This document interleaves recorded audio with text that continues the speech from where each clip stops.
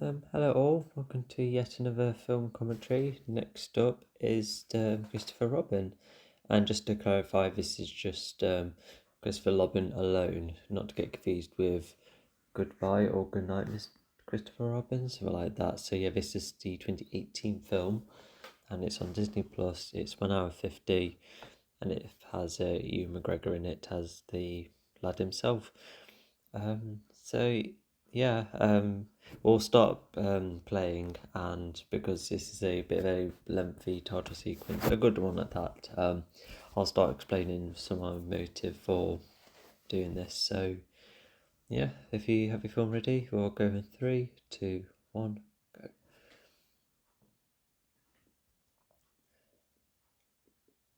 Okay, yeah, now the Disney logo should start playing. And yeah, this film is quite like under the radar. I remember the box office was quite like a lot lower than usual because interestingly enough, the musical Into the Woods surprisingly made more than this, and Into the Woods I've never seen advertised. I have seen it though. Anyway, so not only do I really like this title sequence, but I also just really like yeah, the music in this as well. It's called Storybook, and yeah, because I first heard this music in a college lecture. It was a VFX bloke who was about to come on screen, and this was like the waiting music in the meantime. It was actually really nice.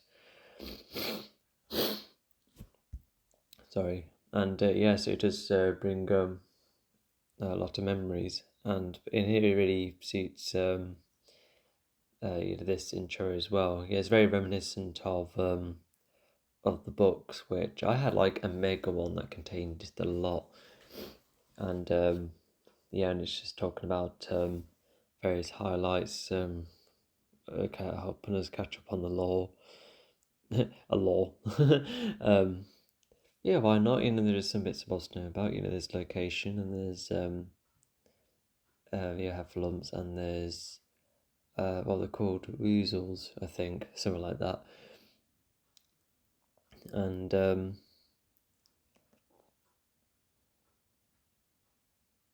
oh, he had his own house. Oh, okay. Yeah, I've only seen the the animated shorts like a couple of times. So yeah, I don't remember everything, but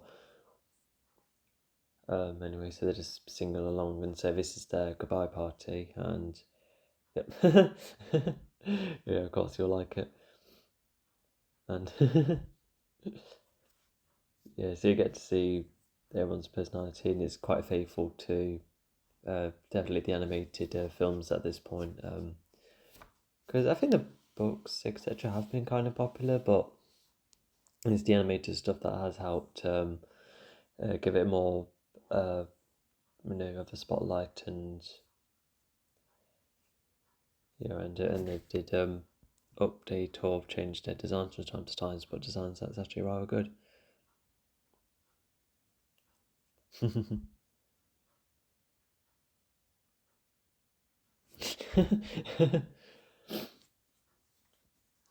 Yeah, if I was to remember, both the rabbit and owl are they're both quite outspoken, so they do play off one another a couple of times.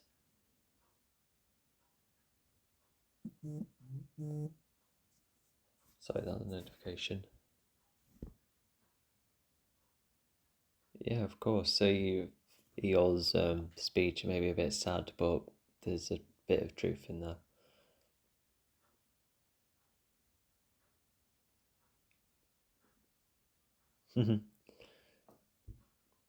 So apparently none of the voice actors returned except Jim Cummings. I wonder why, but everyone else does quite well.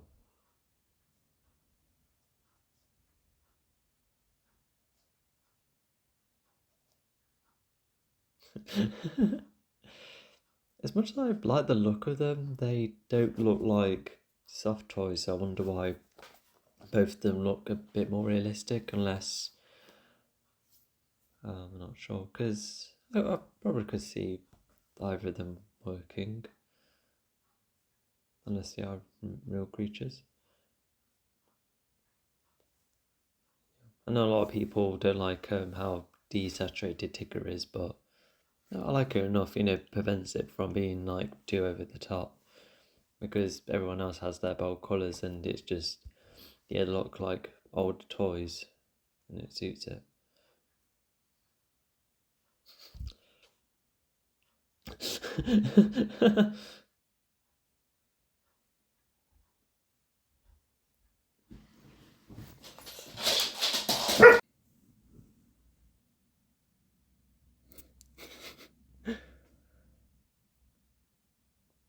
And if you haven't like seen any of these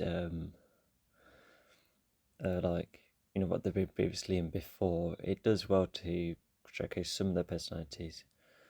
Granted, we don't know a lot about Kango and Roo, but probably we see him a couple of bits after all. It's just like the normal child and parent dynamic.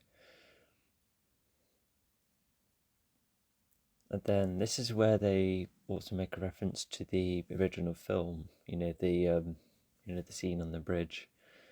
So this is pretty much a reboot, I would say, because the original film didn't end with a party.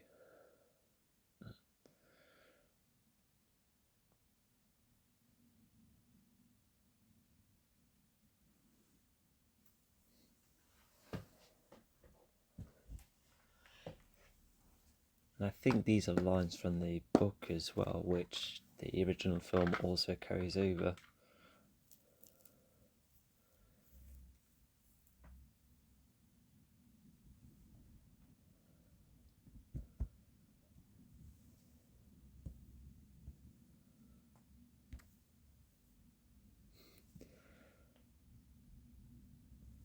Yeah, it's a fun concept, something which leads to a couple of things later on. Yeah, because I guess one way you could look at it is that right now they're just watching the sticks flow. You're doing nothing, but you're still watching things around you, or even think of a couple of things. And now we've got more of an idea for where Christopher's actually going.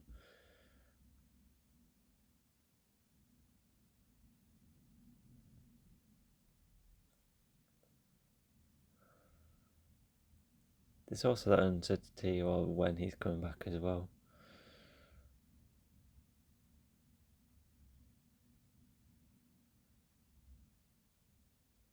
And I guess that's still true later on.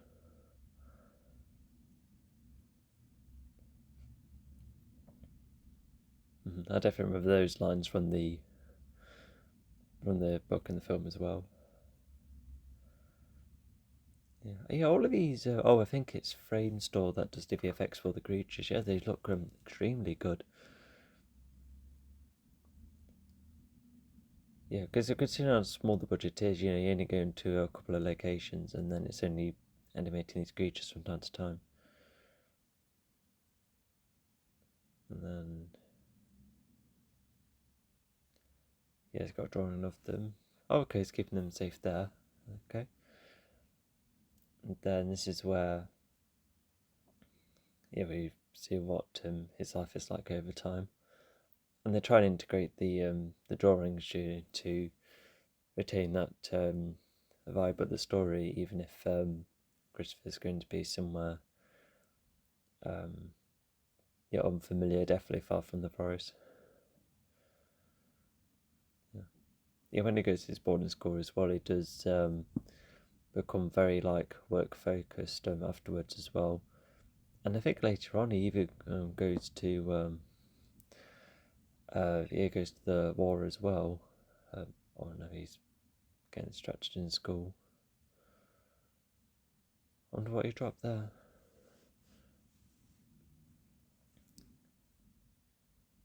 Oh, what's the sad news? Oh, is it one of his parents?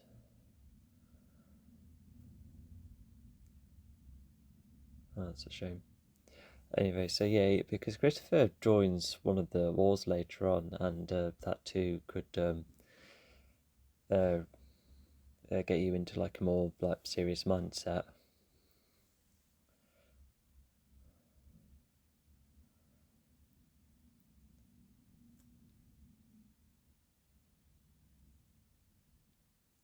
Yeah, I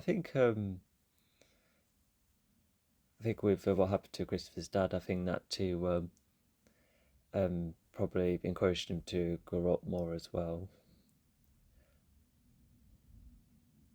And yeah, they're still waiting for Christopher as well. And it looks like they um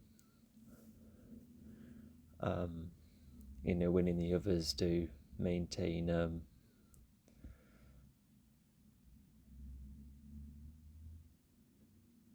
yeah, they're like the like I say, winning the others they stay together. Well, for the time being, yeah, they do split apart, but we find out why.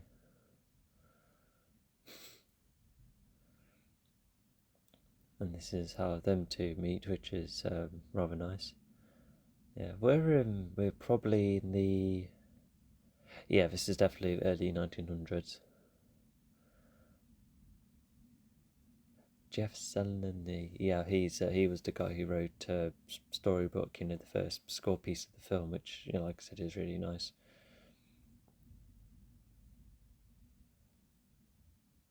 Yeah, if it's early 1900s, then this is either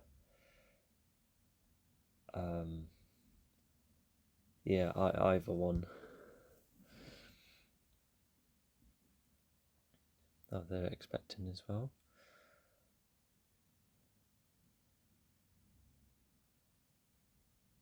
And then we see what she does in her own time. Although it is the 40s. Okay, yeah, oh yeah, that looked like a proper motor bus earlier.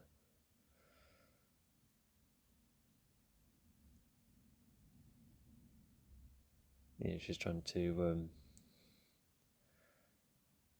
um not get herself distracted, but annoying. Not to mention Christopher's probably missed the first couple of years of a daughter, which is a real shame.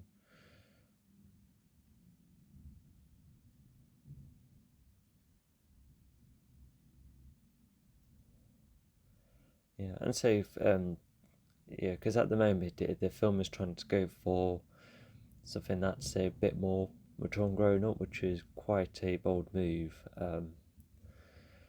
But yeah, we'll see how that plays out later on. Yeah, the daughter looks about 4 or 5, and yeah, he looks like he's come back due to being injured. And I think yeah, both him and his daughter that do get on and have enough time together from time to time. Although, as we later on see, most of the time is on his work. Oh, yeah, and this is where he finds a new job there. Okay, yeah, this is like the first sign of of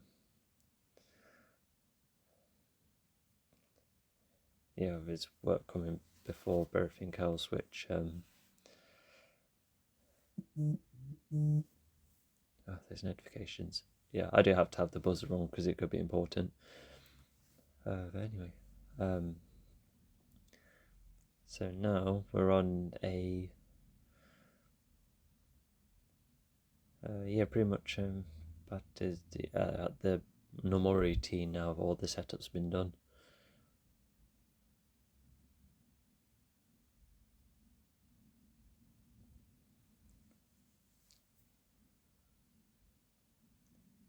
Yeah, this is a PG, isn't it? This film, I think.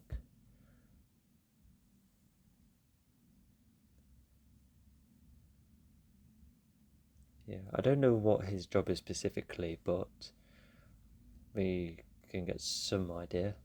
Oh, there's yeah, Mark Gatiss. I quite like him. I like his Doctor Who episodes.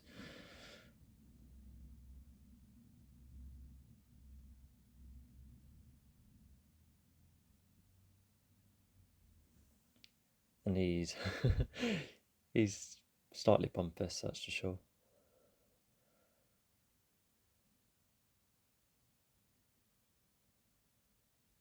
Okay, so he's trying to get put himself on the same level as the others, because even if he can be a bit, oh, uh, even if he can be a bit forthright at times, I guess he does try and be fair. Although actually, that does become into question. Did he do that on purpose? I'm not sure. Not to mention, some people will categorise this as a Disney live action remake, to which uh, I would say no. It's a bit like Alice in Wonderland, because those are like, they feel like sequels to the flowing story, and this one does too. But it's just the live action with the VFX integration, which I can see why people would categorise it. Like, I think it's a part of that category, but it's not a remake. This is an entirely original story. Yeah, and the reason I was wondering about the age rating earlier is because, oh wow, that's quite a skill. Um, yeah, because yeah, but because as I'm someone who's quite rubbish at economics and that, yeah, because there's some lines, when they talk about the percentage of things, that kind of gets me lost. And so if I'm already getting lost, I'm going to try trying to watch this. Although you can't undermine young minds. They might be able to capture enough information ahead of time. Like for instance, when you watch I don't know, like Star Wars or even Pirates of the Caribbean, they too have like quite well, they're inspired by real like, yeah, inspired by real like systems, even if the films have their own kind of systems sometimes times. So it is just learning to pay attention, see how it in the see what you can capture from it. Um, Although it's moments like that which is simple enough. But anyway, now we can see why he has to be quite focused on work, because he does get encouraged. Yeah, quite firmly.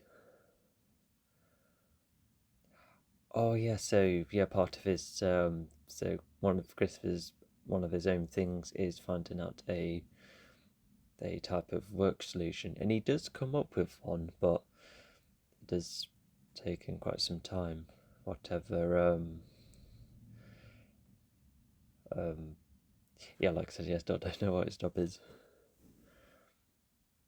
Yeah. So this is either the late 40s or probably going into the early 50s. I think the former is probably more correct, because the daughter doesn't grow up that much afterwards.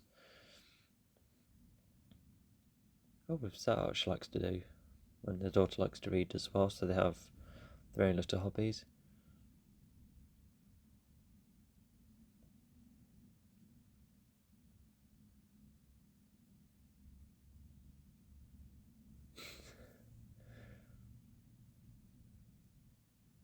So I think if yeah, this fair shows how like distant he is from everyone. Not even accounting for neighbours as well, and it is quite late as well. When there's a spare plate there.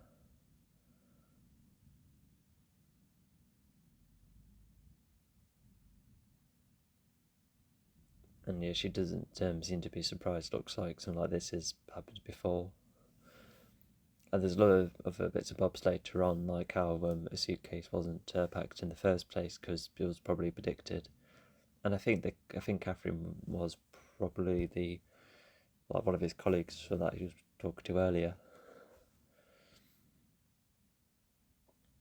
Oh, what did he find?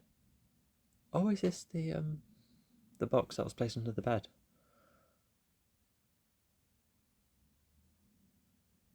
Oh, he's got his words mixed up. Has he been away from trees for that long?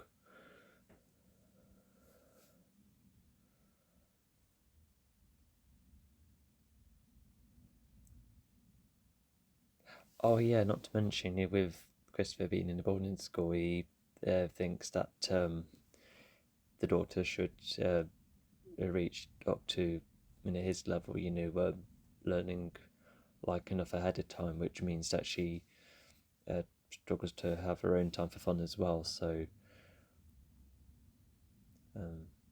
yeah, we'll see how that later plays out.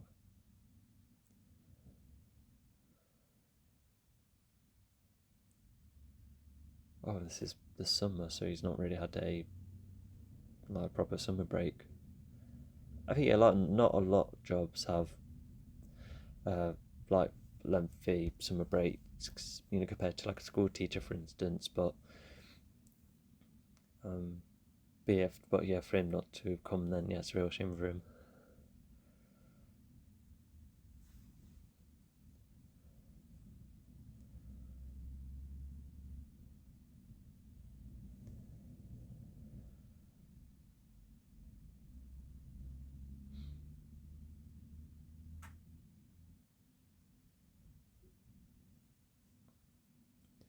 Yeah. Like as much as this is like setting up, its own story, by not seeing winning the others for quite some time. I think we probably have to wait for them for about 10 minutes, because I think it just creates the debate. If they, the writers wanted to create this story, did they need to be more efficient for, more time with winning the others, or did they do the right thing at first by adding more to the setup, even if it does take time? Because I do keep on looking at both sides for this. Yeah. But anyway, so yeah, Christopher found one.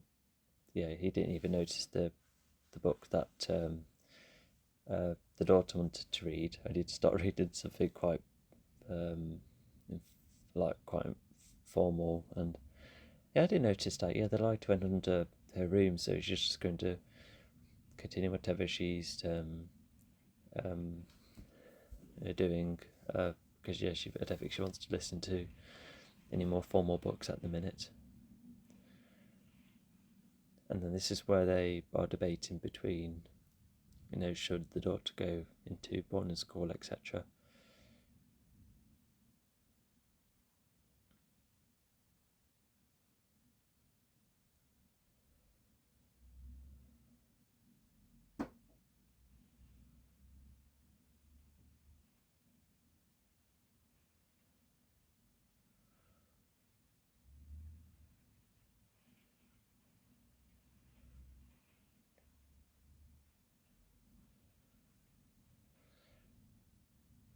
Yeah, because I think one thing,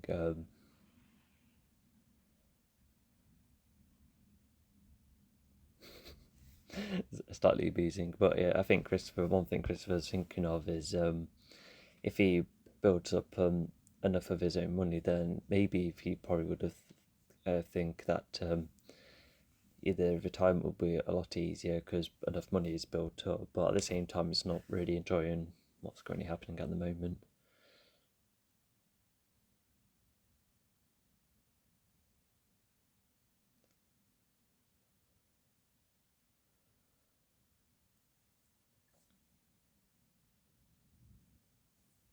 And then this is the packing part, which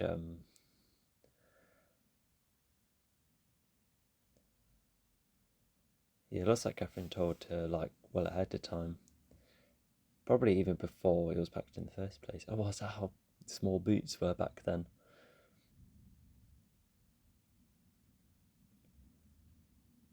Yeah, so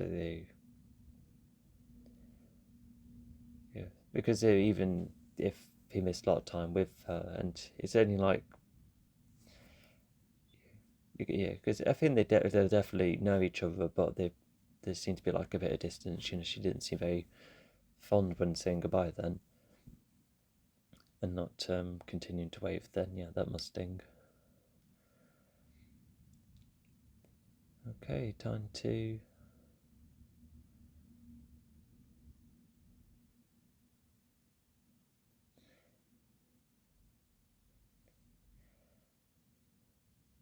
Yeah, yeah. I wonder if he probably even if he wasn't busy, I don't think he seemed to be too keen.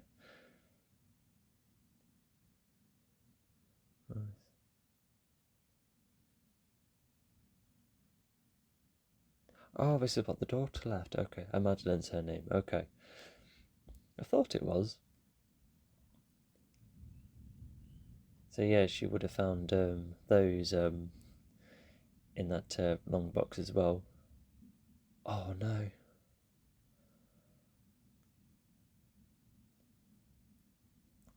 Yeah, maybe that's like symbolism that probably that the fun is all gone for now, or winning the others are gonna come about.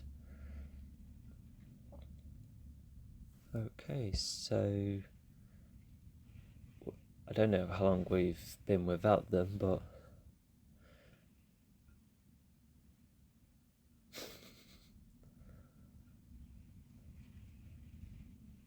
did he used to have like a, well, I don't know what in the like both the book and the film, I don't remember him wearing jammies. He just normally wears the like the red top all the time.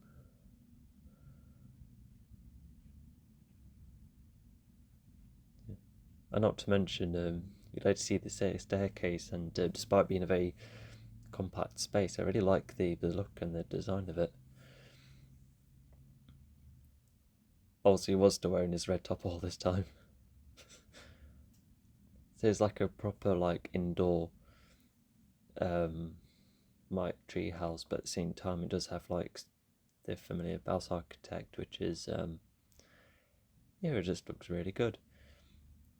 Yeah. Another thing about the film as well, for those who haven't seen it, a small spoiler, Winnie definitely, becomes like more into the story at this point, but not so much with the others, to which I can see why. Probably would make the story simpler, would also make it easier for the VFX artist, although a part of me kind of wishes that, imagine if Christopher did have like more time with the others, even if it is just like more about between Christopher and Winnie. Um, yeah, I think that. Yeah, I think trying to add the others, maybe it would clog it up some way, but and then there's just something about that which I think could have been an interesting idea to go for. And now he's going to every home, so that helps explore like the setting a bit. Yeah, and that's like in the book as well. Looks more natural as well.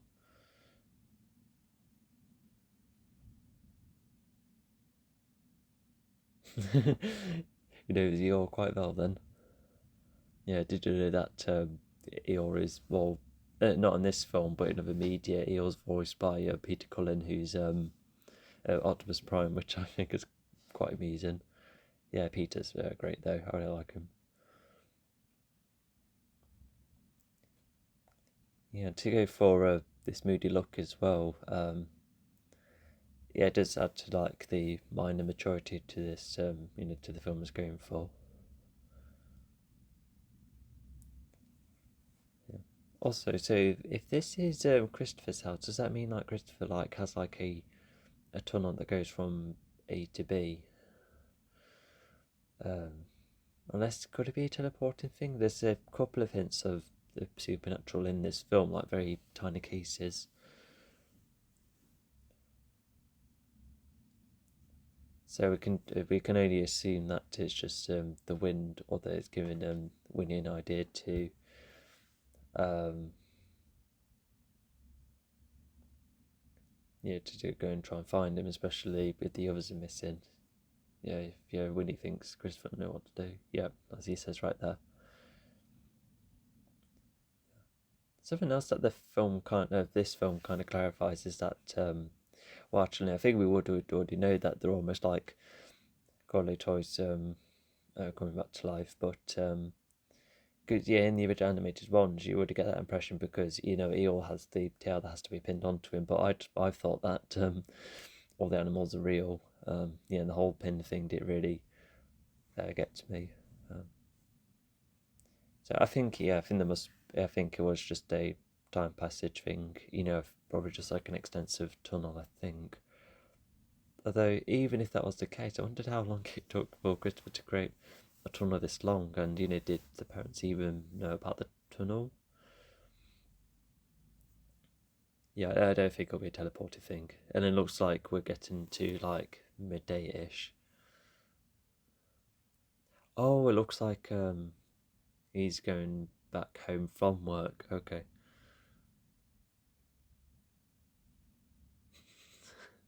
Yeah, he's quite reluctant to play.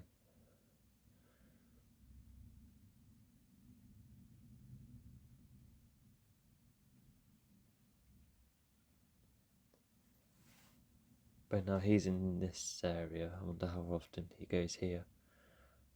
Oh, I quite like that shot. You know, just it's like nearly there. They're about to meet once again. They've acted in similar ways as well. And the meme is about to come up. I do remember this was a meme. This shot is quite amusing.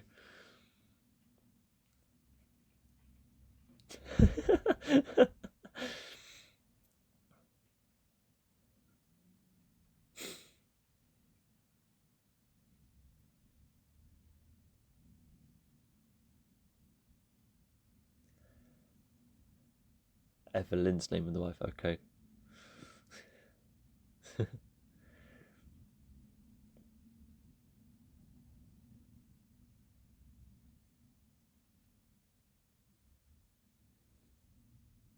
So when he's just talking about the definition of cracks, and yeah, when he does later talk about how he still recognises Christopher, which is someone that's quite near in.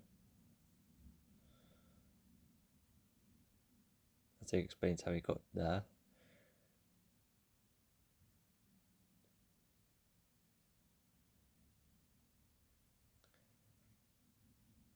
Oh, is it supernatural then?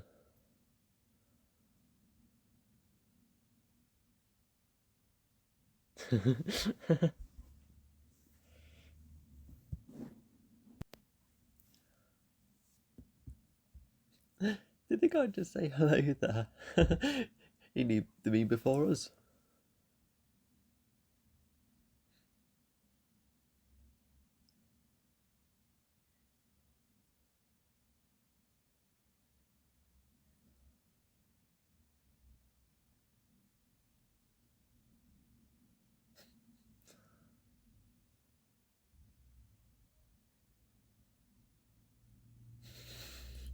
That is quite an excuse and a cover up. Kelly isn't keen.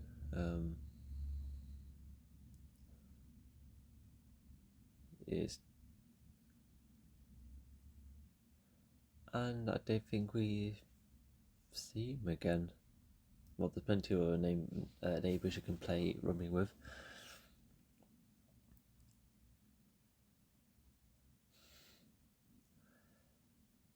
Yeah, that felt like weirdly tense in a way I wasn't too keen on. Because, well, I suppose he didn't really have time to tell Willie to stand still because he could have done that to Toy.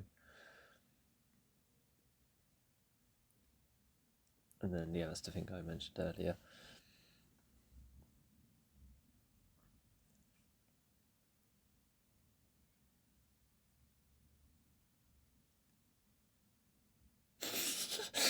It's just splattering it.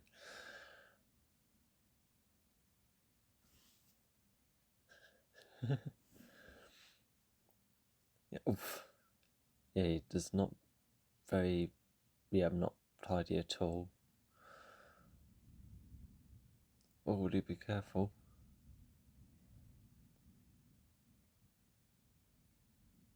Yeah, that's going to take a while to clean up.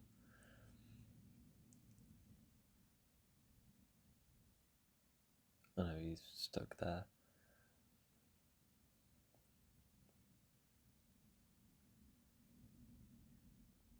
And then, yeah, of course, Winnie wouldn't have been in a palace this big before.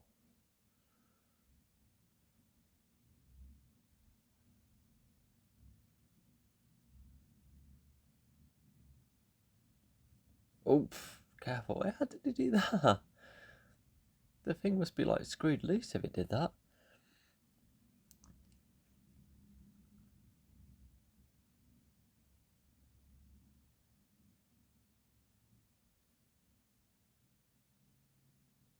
and he treated Winnie a tad roughly. I suppose if that's what it's like at the moment, it's quite intense in that.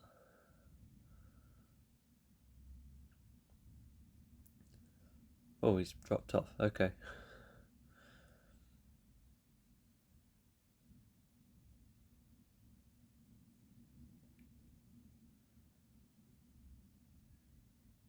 And then I think that's the book that Madeline wanted to be read, wasn't it?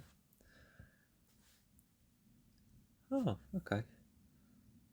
I guess that could have a couple of things in common with this film. Or at least it just shows how Madeline could be growing up too quickly due to Christopher's ideas. And I think this is where he kind of looks back on the times he's had. Yeah. So this is what Whitney would be like in a house as big as this. And he's already calling mischief.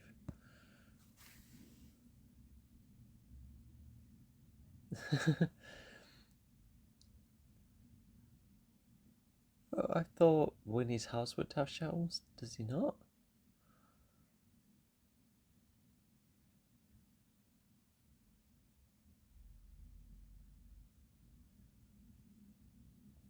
And that goes back to what they're talking about, but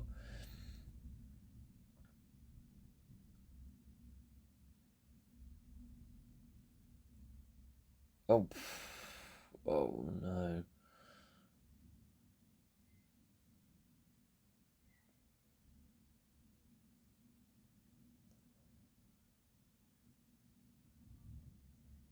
Is the forest nearby Sussex then? Yeah. Not to mention, he has the whole weekend, which I suppose is enough time, but at the same time he has enough time for to do this as well, unless the trip is short. Oh, yeah, that's probably my favourite bit of humour so far.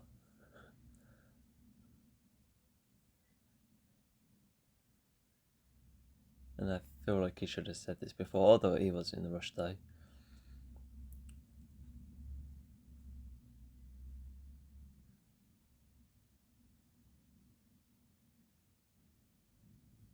Yeah, when he's getting the tad mixed up.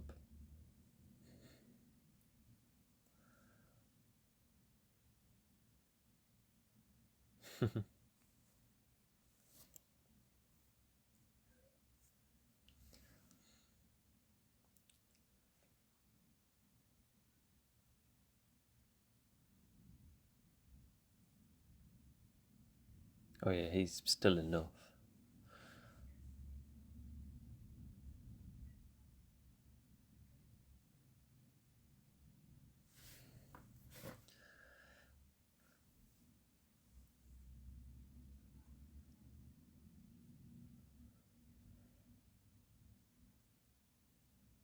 As well as having to stay still here, Christopher didn't stand to be quite either. Oh no, he's moving a bit, be careful. Yeah, balloon's a reference as well.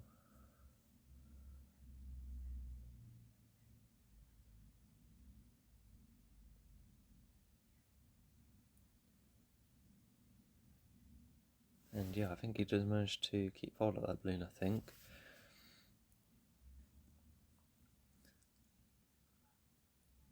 Yeah. Also, hopefully the house gets repaired later on. That's a couple of broken shelves, a load of broken items that'll be costly to replace.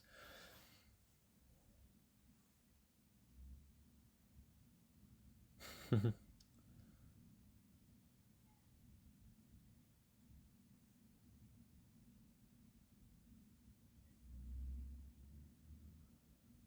yeah, that's Winnie wandering off.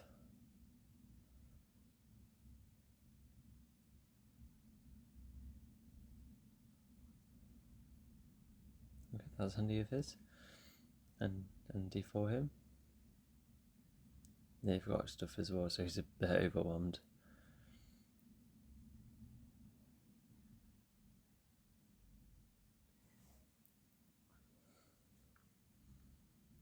Yeah, I think he could have quickly said, "Oh, I'm just looking for my kid," and yeah, but yeah, I think he is just like really short on time. They're definitely much shorter now. Weasel, yeah, they're the other foes.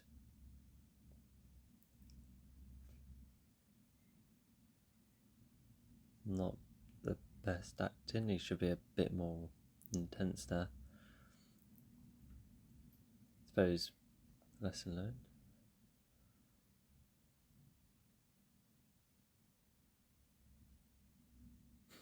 So he can read upside down then. Oh, maybe he just recognised the um, the honeycombs.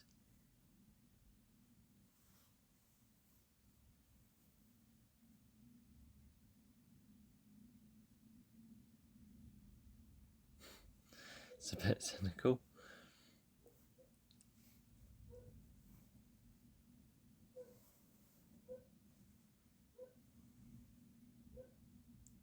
So he's been quite thin now.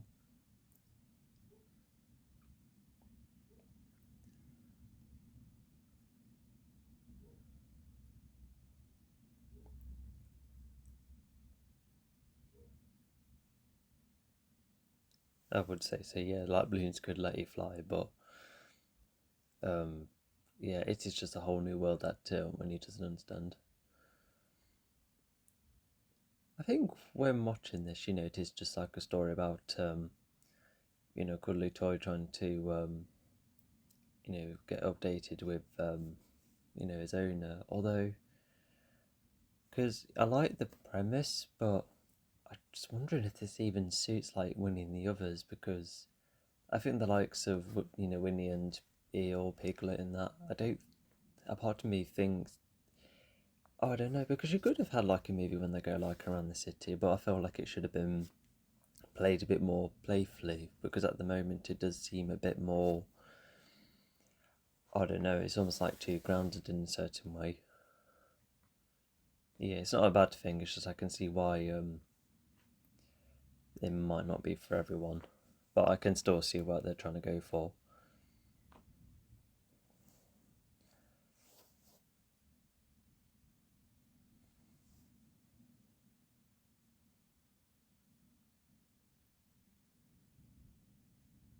Is that the woman earlier? Like that spotted him at the train station. Yeah, although was the that is not much of an excuse, and he has filled the entire table. He wouldn't need a lot of space anyway.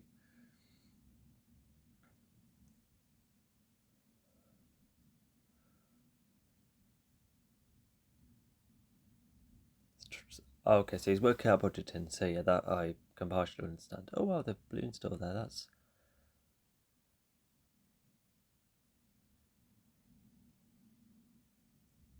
so. This is probably the last time he well, he thinks that he found a solution, but sounds like not the best one.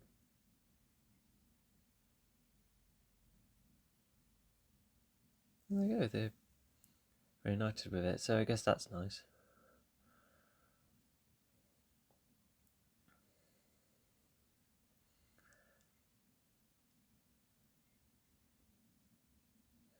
And not to mention, I think the film also gives us reasons why Pooh definitely needs to be taken back. Um, um, because if he's like nearly destroying the house and that, then yeah, I think taking him all this way is probably worthwhile.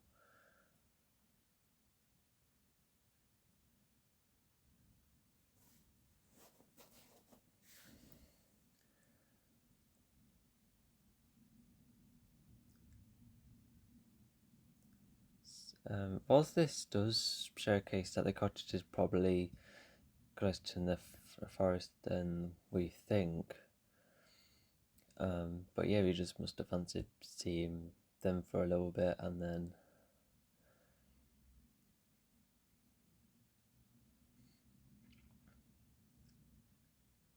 yeah, that's working on her education. Not yet. Mostly grand, yeah, without drawing too much attention, that's alright then.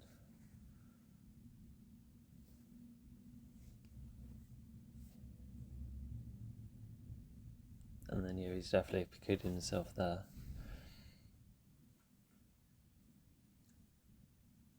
Yeah, both of them are almost like a had oh okay, yeah, that's up the tennis court later. But yeah, both Evelyn and Madeline, yeah, very similar names, really. Yeah, they seem to be the most happy, which, of course they wouldn't, because without Christopher, three is a crowd, am I right?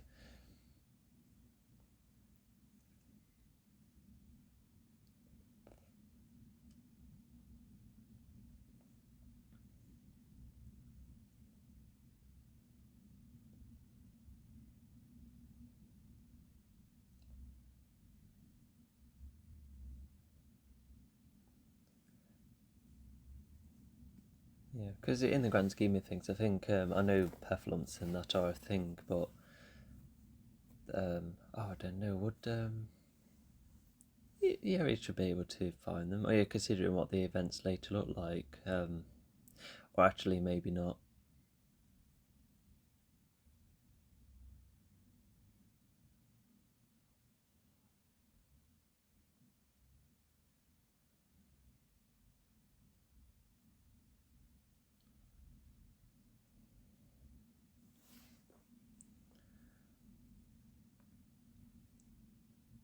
Yeah, Christopher's definitely like a bit torn at this point, because of of him how like smart and not to mention how big he is, and he can like reach things more easily and solve issues a bit more efficiently compared to the other characters. Um,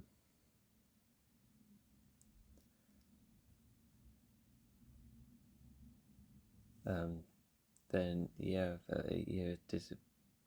um, it can be seen as a good idea for him to just come by to try and help. Because in the train he did find a possible solution, but it's a solution that isn't um, not the best idea.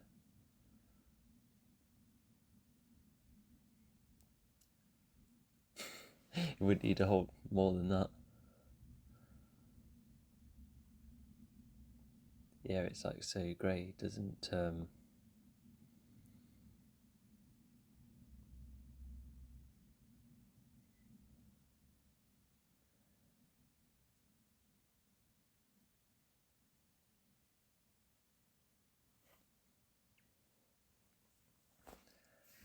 Yeah, I think it is just a coincidental weather thing, but I think it is representing, how it does feel a bit empty at the moment.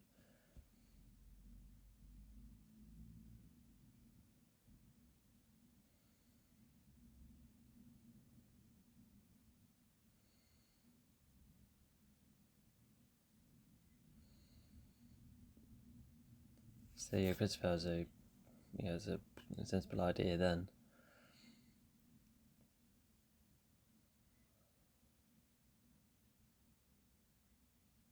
Yeah.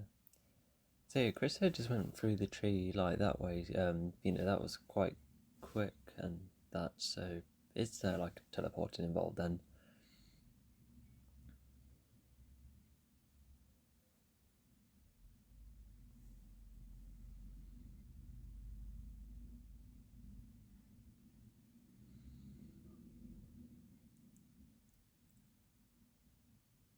Yeah, I feel a bit bad for him, and Christopher's just backed off then. Um, but yeah, maybe Christopher, never has seen them. I'm sure they. I think later on there's like some kind of existence of them, but I think at this point they're a bit scarce.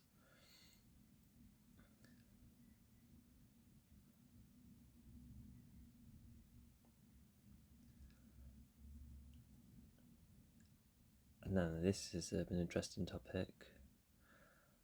Um, yeah, I think it's just another negative side of growing up.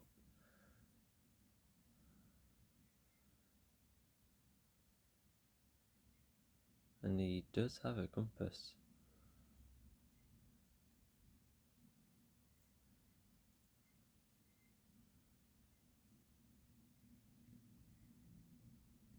Yeah, just don't drop it.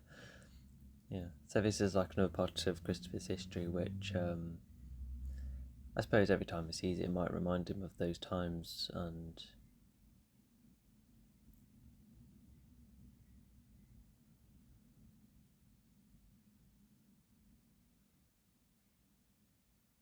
oh, I tell you what, I just suddenly thought with Christopher missing a lot of Madeline's childhood, it's almost like him looking after Winnie is almost like, looking after like a kid again, or at least an equivalent.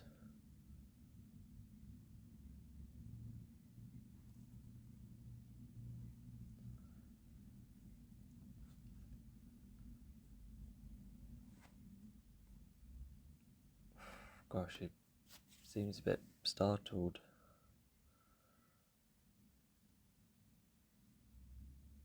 Oh no.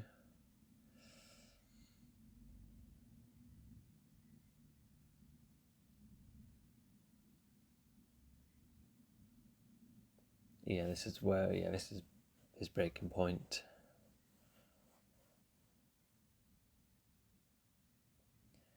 Yeah, Griffith's just going along with there.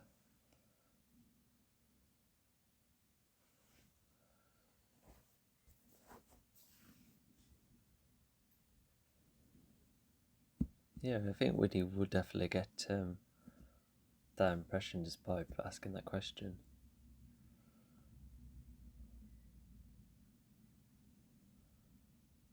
Also, with the way they went round in a circle, is that once again a supernatural thing, or?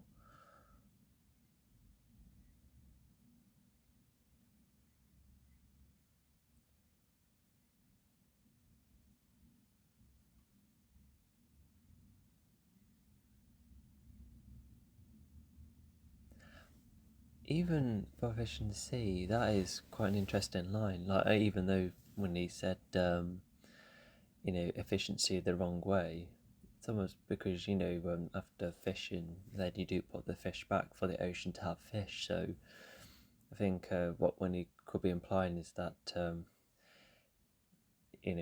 often needed to go back to the forest. That's something I just suddenly thought of.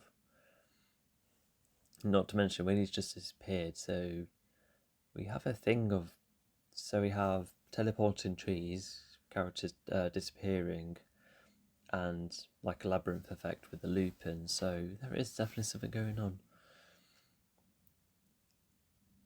Oh, it's a.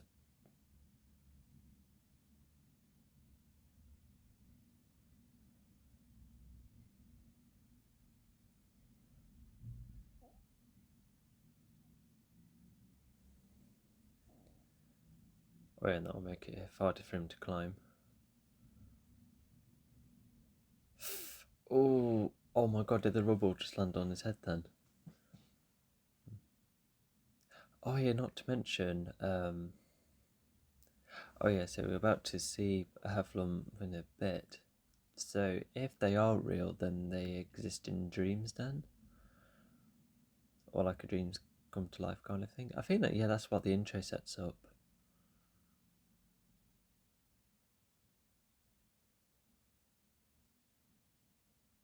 There's one. That's actually a pretty cool effect. So that means that these effluents could take like many forms perhaps. But yeah, I think all of that's, I think it's a dream. Because yeah, where does he end up in? Oh, okay, so yeah, he must be. Oh, was he just floating away to the top then? And did the rain pour heavy enough to fill the water? Unless is this the land be magic again? Yeah.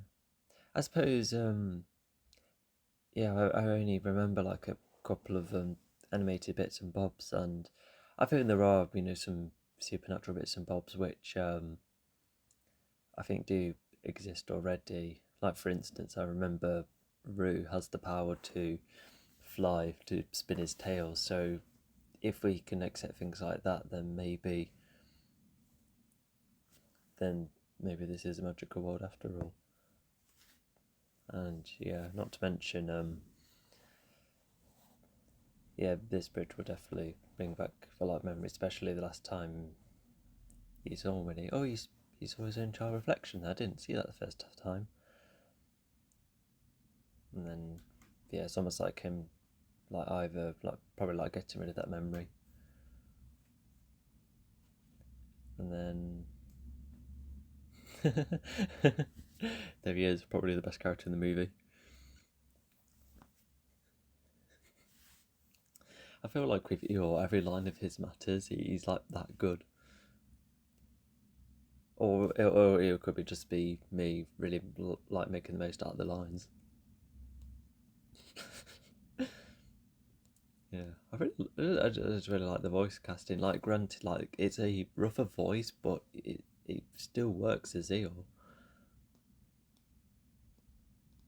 Yeah, but he's not a kid anymore.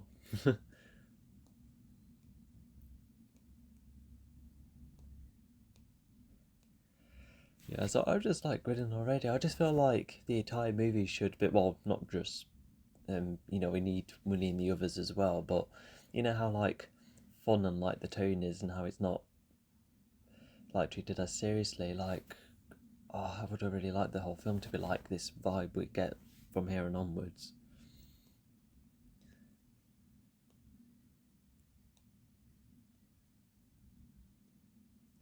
Must be strong win then. Well, I think he ought to get established to become quite light because of what happens later on. Anyway, he all thinks he's a Pufflump in disguise. Yeah, fair enough. So they can take different form then. Okay.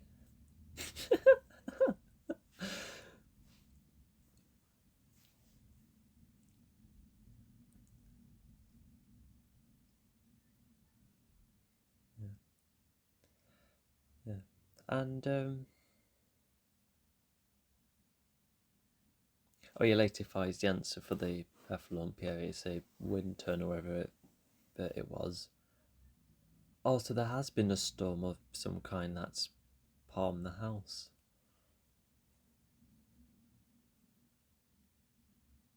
I just feel like it's such a child themed place at a point where you would never think they know what weapons are. Well, I suppose sticks are a thing in this forest, I suppose. Yeah, and then he becomes like a detective for a couple of minutes and he manages to find some clues. Yeah, just like that.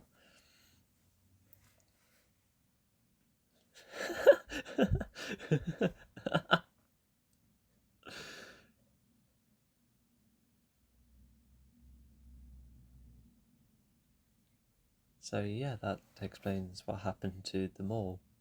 I guess Winnie didn't have a good look around the forest first, but but if he did look at Christopher's house and see the door open, then that's why he went to that direction. But if he did go the other direction, then I think he would have found the others, but they just wouldn't have known that the Hefflump wasn't involved because Christopher then has to pretend that a Hefflump is defeated. Don't have to say every time he pick it up, something like that. I figured, oh, I just missed. I'm sorry, it's me zoning out, not reading the subtitles.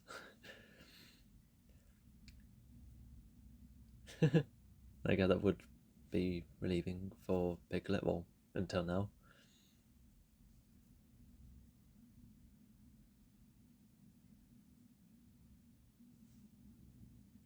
And then Piglet says something quite smart. Also, something that's just bothered me a little is that he's gone from losing Winnie, he went through a dream. He, got up water. He would have been quite scared, and he was quite frustrated with, Winnie earlier. But he seems to be a lot lighter on his feet. Maybe it is just like seeing the likes of the bridge and also just seeing other familiar faces. It's probably perked him up a little, which I can see happening. But think I probably would have liked a bit more time. Anyway, that's where everyone's hidden. Definitely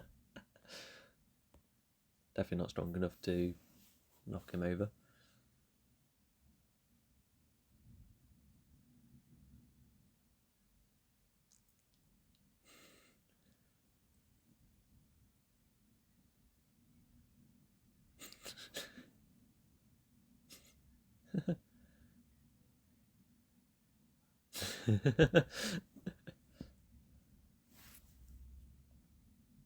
He tries to give the answers, but no one's buying it. Oh no, I think Christopher doesn't really know. Oh, because when we see Winnie again, he's just like sat down. So did Hefflump actually, like move about or something? Because Christopher doesn't actually defeat one. So if Christopher was in denial all this time, and us as the audience are right to assume that it's mostly supernatural, then I suppose that answers some of those questions.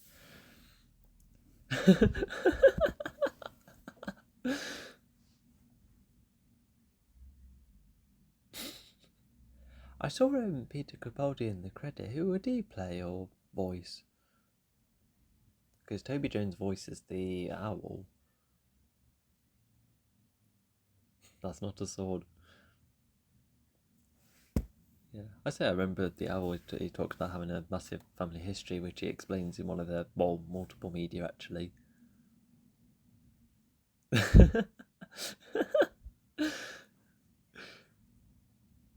It's almost like the audience sometimes, and then this is almost like him taking his anger out on work.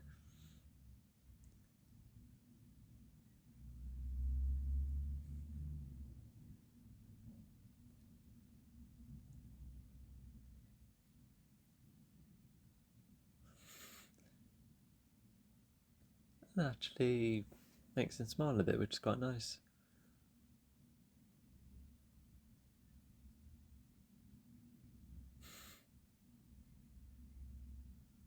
So he's cooperating a bit.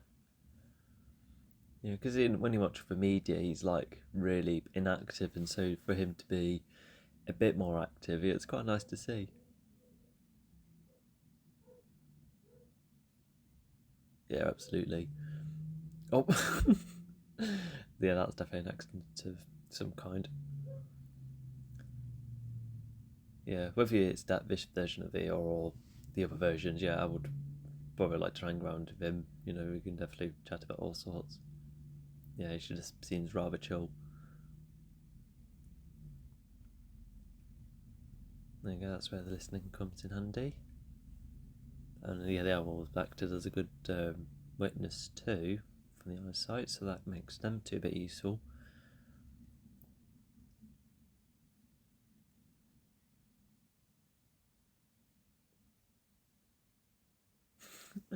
It's just as simple as things moving from A to B.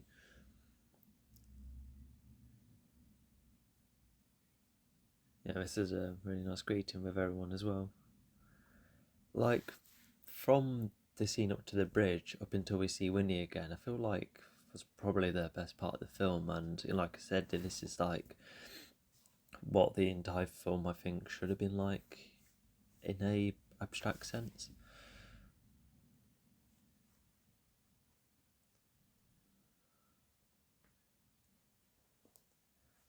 Yeah, and Christopher leads as and the other follow later in a bit.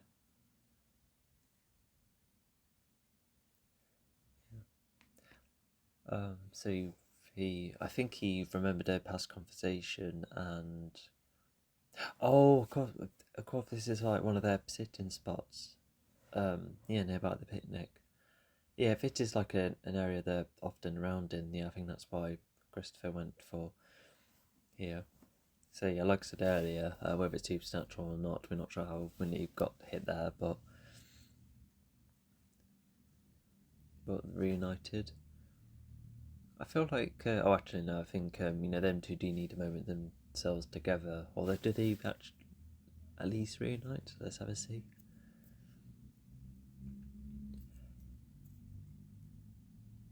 and then a whole heap of apologies.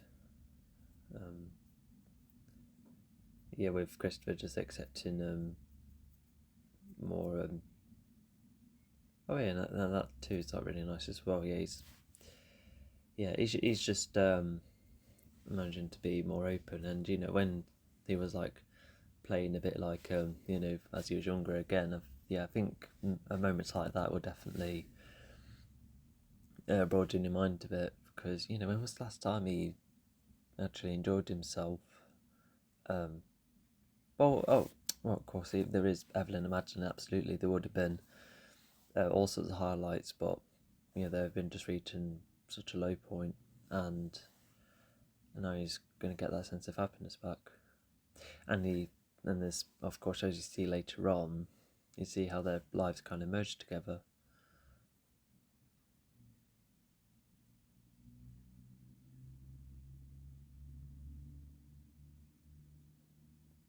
And he's admitting about himself, and Wendy, despite seeing another side of that meaning, I think that's where Christopher does manage to find himself again.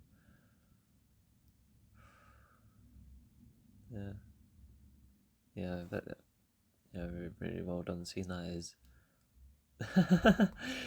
And celebrity for good measure.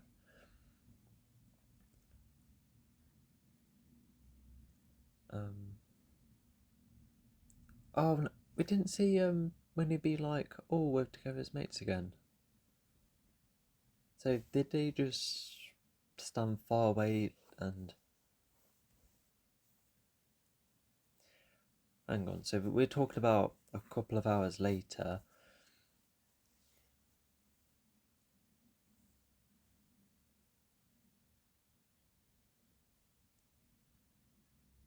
Oh my god, they slept overnight here. So has it just been them two on their own and the other character's been distant? Is that what's happened? That's one of his ancestors?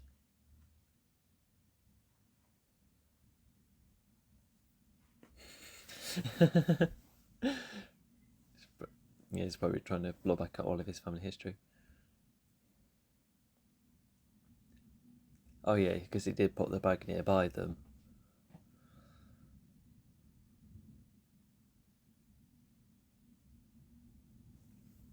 Yeah, they're all blending with the new. It's I really like that.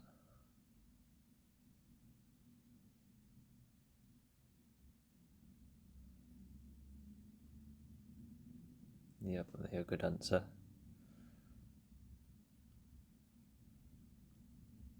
And then Ruby's asking the similar questions. Yeah, they all have like a vaguely similar mindset. But as I was about to say, Winnie didn't have a scene of being like, "Oh, we were all here. Hello, I've lost you. Where have we all been?" They skipped that, which is a real shame. I like because that scene, it's focused on Christopher having to go back, but still.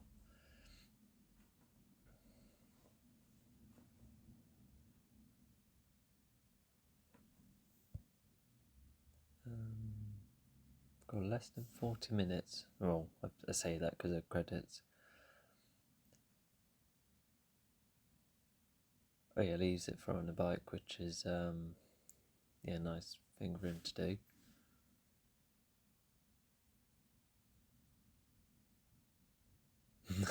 Not so good at seeing. Oh, why didn't he like behind the car? Probably would have not made it in time.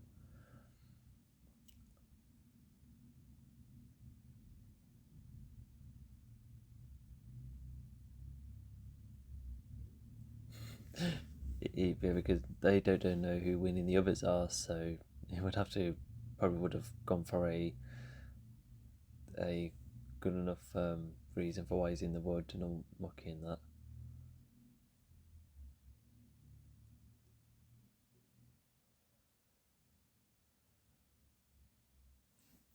At least it was nice for him to stop by, but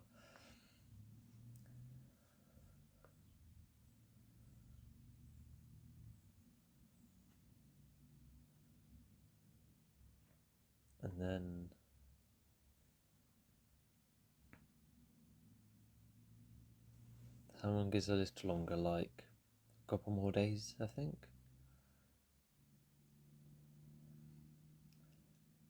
Yeah, and all of this is almost like a low point of some kind because she's you could ever tell she's like frustrated with everything she's all the work and that. Yeah, she's really fed up. Yeah, as a young actress, she does quite well.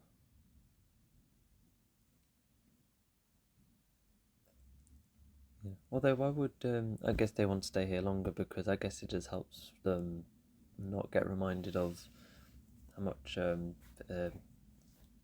dad needs to work, and um, I think so. I hope it's not going um, in a drastic direction.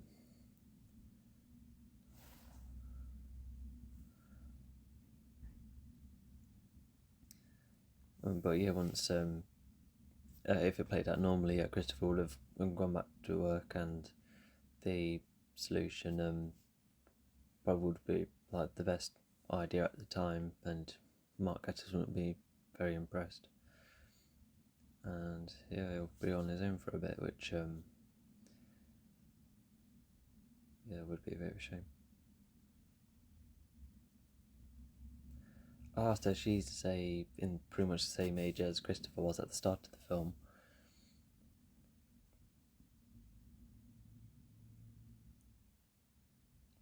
Not mucky.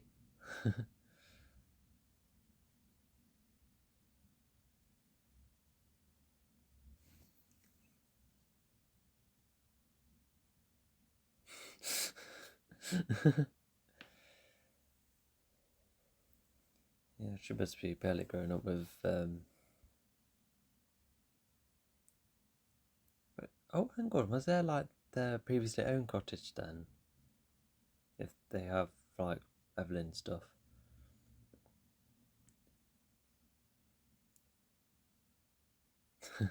So yeah, they're all into their owner to mischief.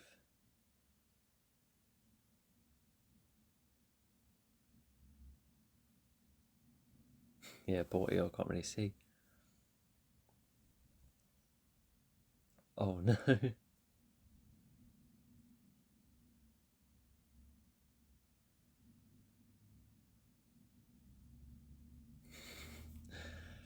So despite not seeing much of Dicker, he's certainly created a proper turn in the story. And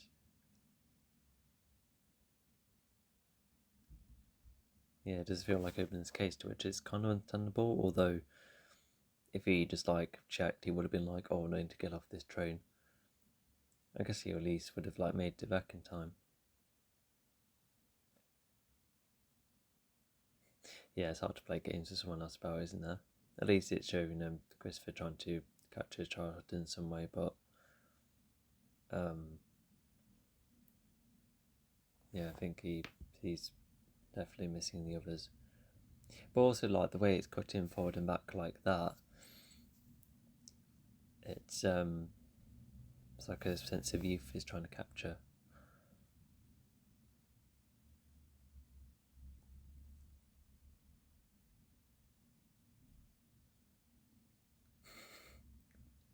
Fair enough.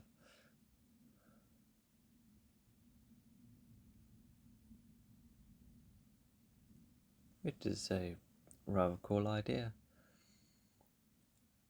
No, don't worry, Piglet. They need to get going. Oh yeah, Piglet having the the green on him instead of because it's like magenta then pink.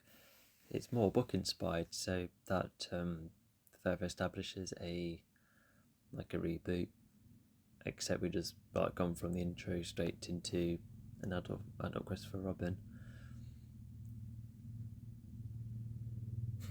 Yeah, so many balloons in that one specific area, but all of them are about to go out and about throughout the city, which yeah has its fun moments.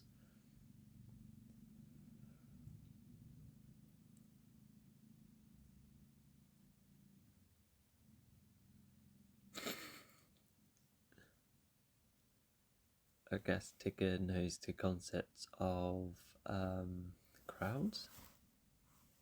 Yeah, I suppose they've all been one crowd, haven't they?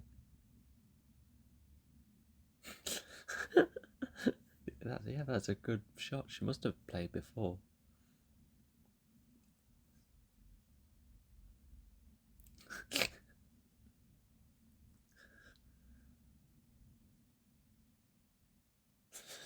Yeah, she doesn't know. Yeah, they should know what Wimbledon is, I think.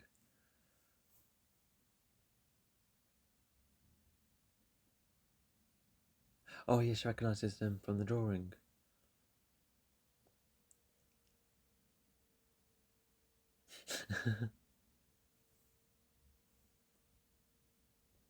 Oh, yeah, and that little turn, he's like, wait, what?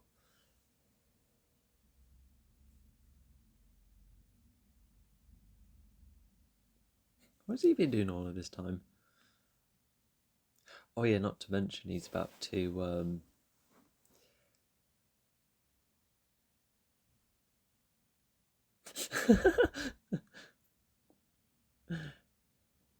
yeah, a couple of his iconic bits and bobs. And it's integrated in a way which, yeah, I like it.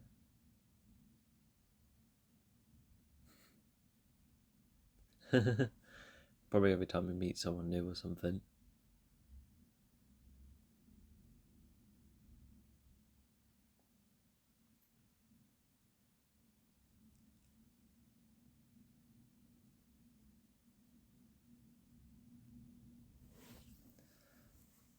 Now she's sees the broader thing, although she okay, so accepting that's his fault, fair enough. Oh, he's fallen.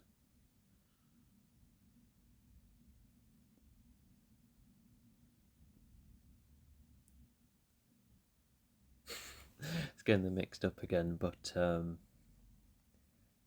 yeah, she knows that the company is will definitely not punish its workers, like, I guess in some way. Very likely, of course.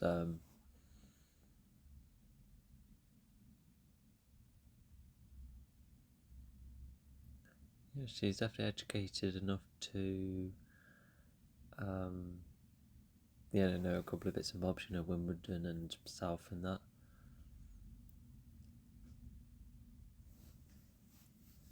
Yeah.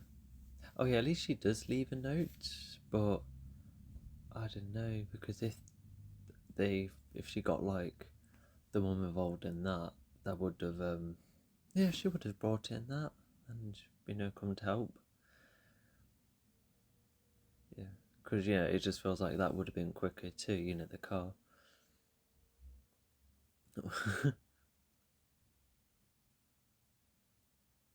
And do they not get puzzled that kids on their own?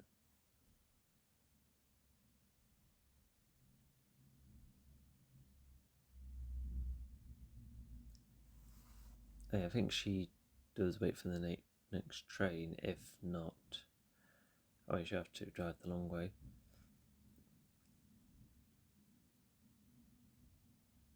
Oh, she told the others what to do here, and when he would have told the others as well, because it's a completely new setting.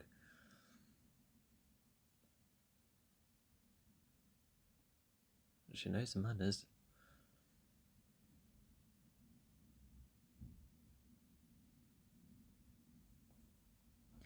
Yeah, so she's almost like a substitute Christopher in a way, which yeah, I quite like. They have a new kid to look up to almost. And this is the point of this game. Because the others are just like put off because they're like, you just ruined the game.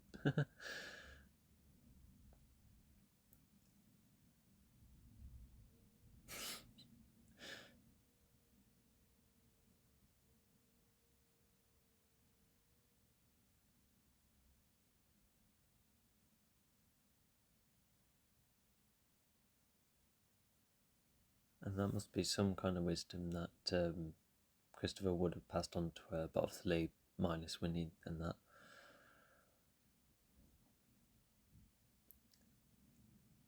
Oh wait, so she already like knew that concept before being told about it.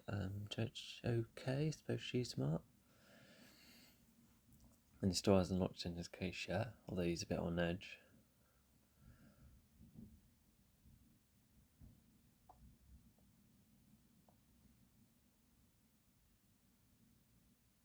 And that gives an indication what's happening. Although at this point it could be like any reason, like someone to look after these tools, or it could be part of a business idea, or looking after it for someone. Yeah, it could be anything. So it must be quite strong carrying all of those toys, or all of the characters rather.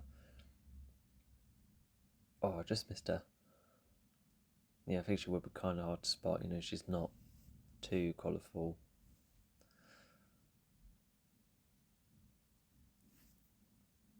Yeah, she's smart enough to stay out of trouble as well, to which that's kind of lucky. Luggage. Okay, so it's that kind of business. Okay.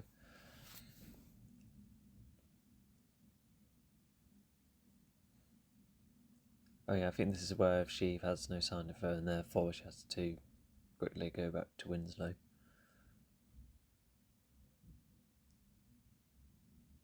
Okay, so what's with all of this? Oh, I think they must be organising all sorts.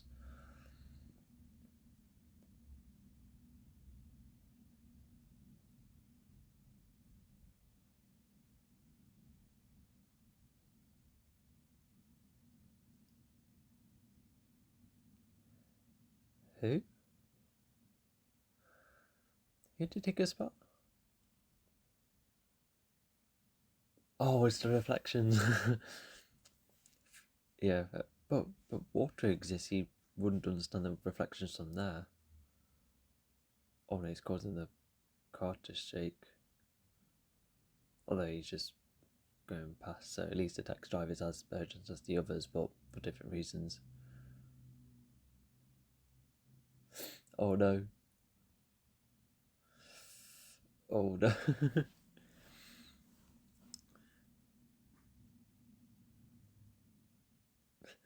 Definitely what it would have been like if these characters entered this world. And despite being short, this definitely showcases some idea.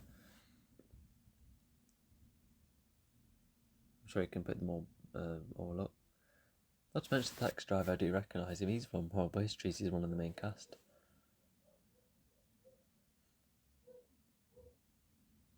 Oh, now they're playing stiff.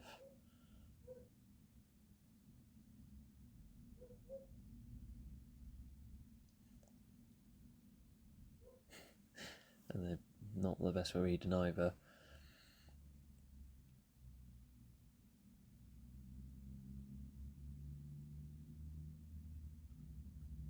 Oh yes, so... Okay, yeah, I think you do need to give police officers some kind of green light before going on.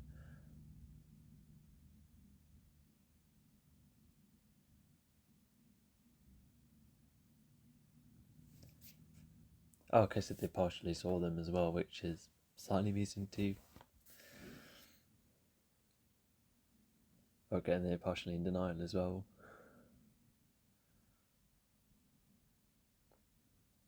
Okay, these must be the higher ups.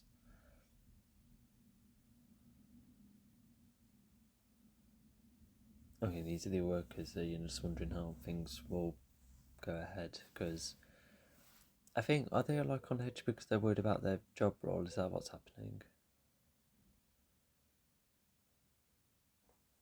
Oh, okay, I think Margaret's characters have had to face. Oh, well, as evident by that later on.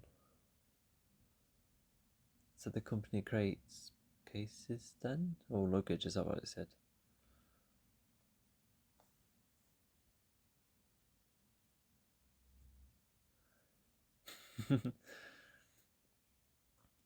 This is where he gets like more the screen, like more the forefront, yeah, digger here, which, yeah, it's nice to make up. Oh no.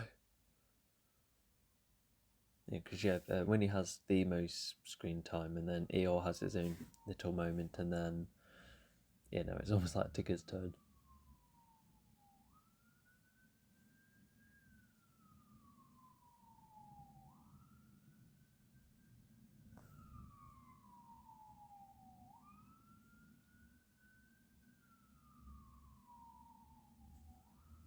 Obviously, I'm worried about the roles.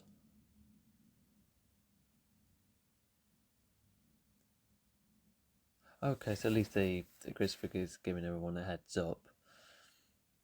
Oh, he's about to tender his papers, but then.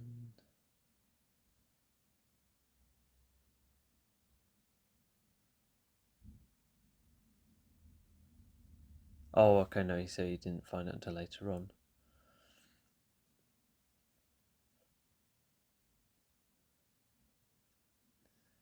Oh, okay, so the company's in big trouble then.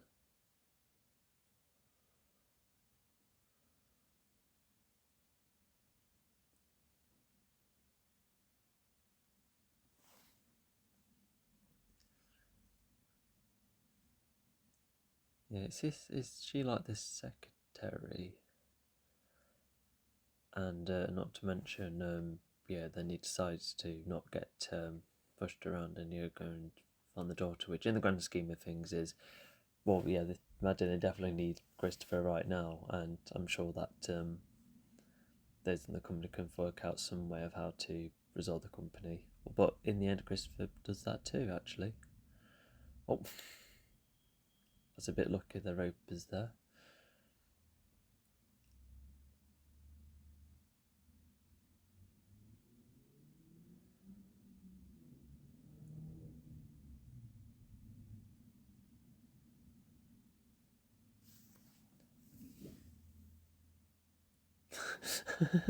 So they think that way they took part in writing the letter too, unless it could have been chalked up as Madeline's spelling the word wrong, but I'm not sure.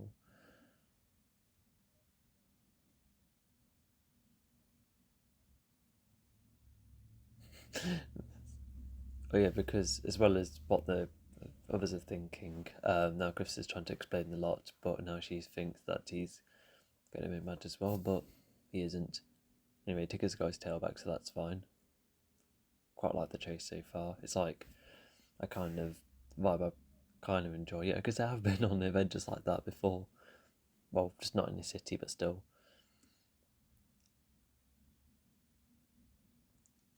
Oh yeah, they do luckily bump into one another.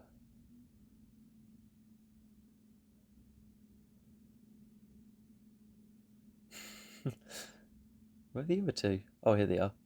Well, one of them.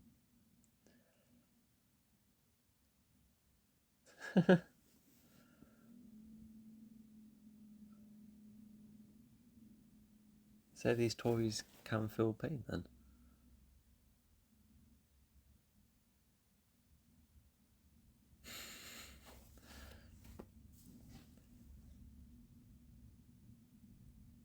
Oh yeah, he's in a bit of a tight spot as well, and you'll see why.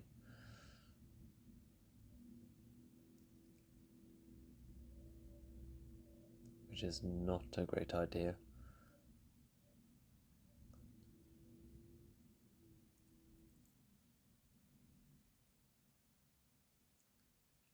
Okay, so then he's go all the way back there, which is yeah,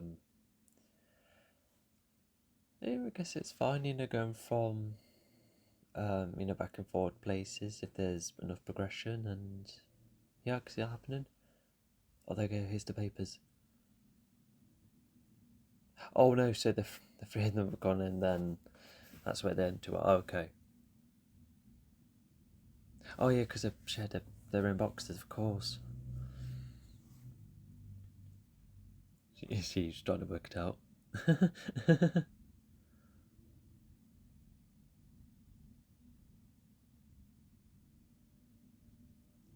Yeah, I think was sensible when she said that she's Christopher's daughter. I feel like that would get her like some kind of a pass, especially if she's smart. Oh, how did she slip? And then I think an earlier scene foreshadowed foreshadows this. And all of those papers gone. We'll see what happens next.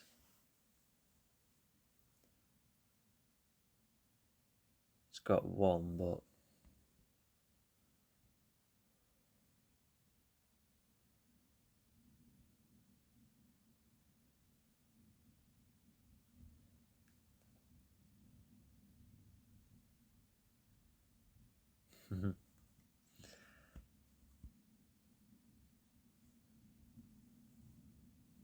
and then as you'll see later on in this scene, so basically, she goes all apologetic, but Christopher is shown to be a lot, lighter, more open, and talks about what he really values, despite needing a re-evaluation.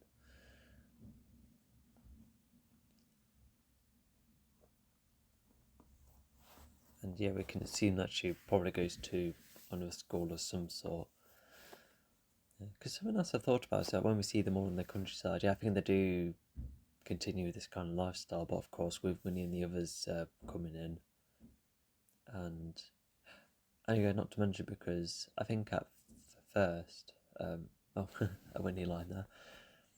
But yeah, because at first, because we've been sent away to boarding school and then trying to adjust to normal life, as an adult, and then the war happening, and then trying to go in the business with Madeline. I think there was very little time to try and get Winnie and the others back then, but it seems to be like a really good time now, and they have like a whole new family they can see and meet up every now and again, or maybe bring to the house.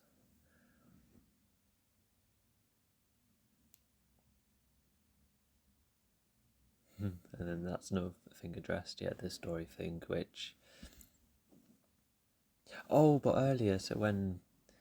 Was he like, being like, we're definitely reading this formal book and not the Treasure Island you wanted to read, is that... So, that's what they're both aware of, I see, okay.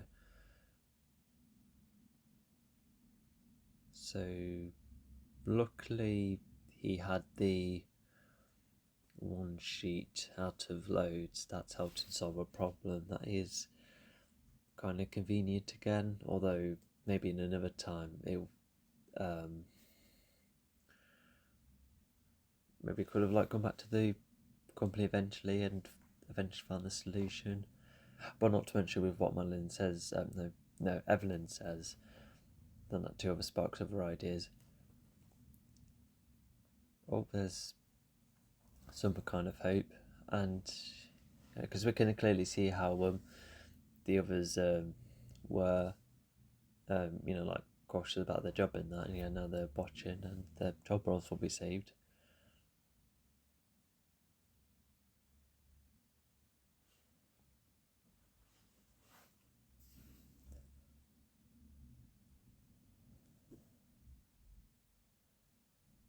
And then I think right here he talks about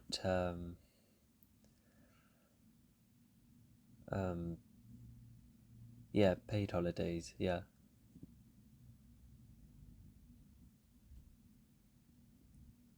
And this I can just about understand. I just feel sorry for the young kids who had to watch it.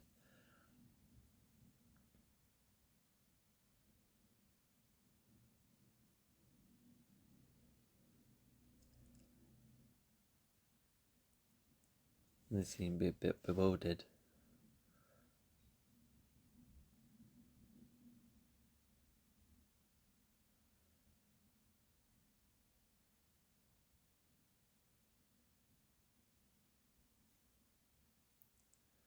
So he seems to be quite cynical of some of the concepts, but they can see that Christopher actually has a pretty good set of ideas. Oh.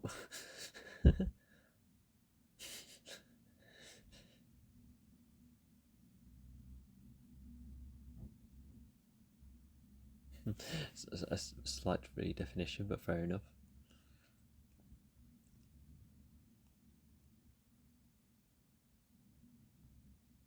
And there's a moment later on that puts Mark Gatiss in a disadvantage because he sees the toys move and no one else does, which is lucky, but still.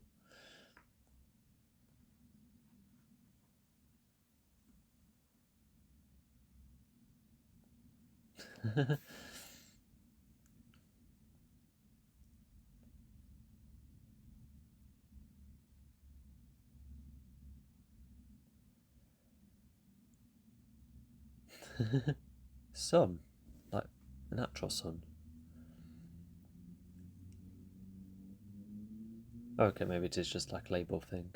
Or is that a pinecone or something? Or an acorn? Yeah, this could probably get him a promotion. But yeah, all of this time the business just been going through a load of, just like trouble. But now this trouble is going to be pretty much sorted. But yeah, no one else is kind of gathering the wisdom, so you can see how the wisdom from winning the others are. Oh,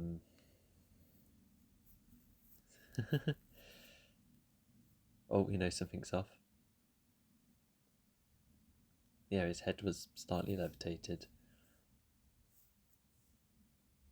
Yeah.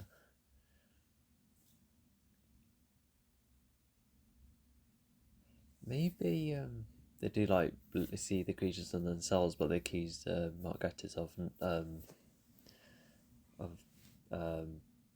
being like the crazy one, which yeah, fair enough. You shouldn't have done golfing.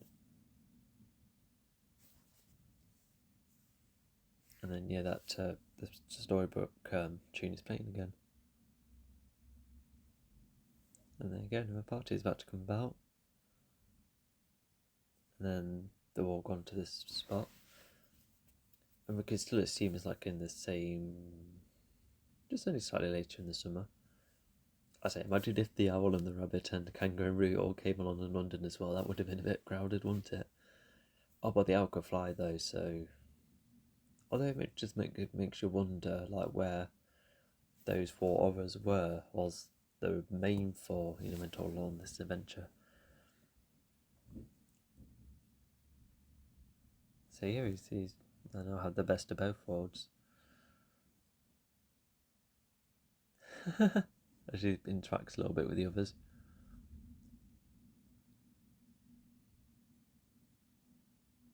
Yeah, so I'm quite fun about a jump around. Although to go as an adventure, you can actually bounce.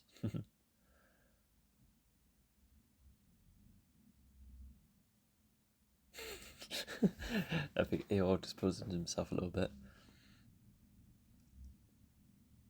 And they get there for some Tony as well.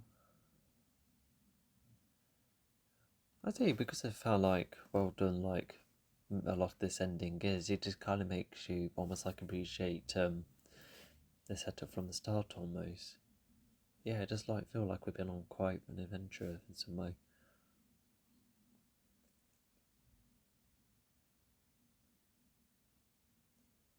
I guess it's the day you're Pessington, so it'll be anyone's favourite.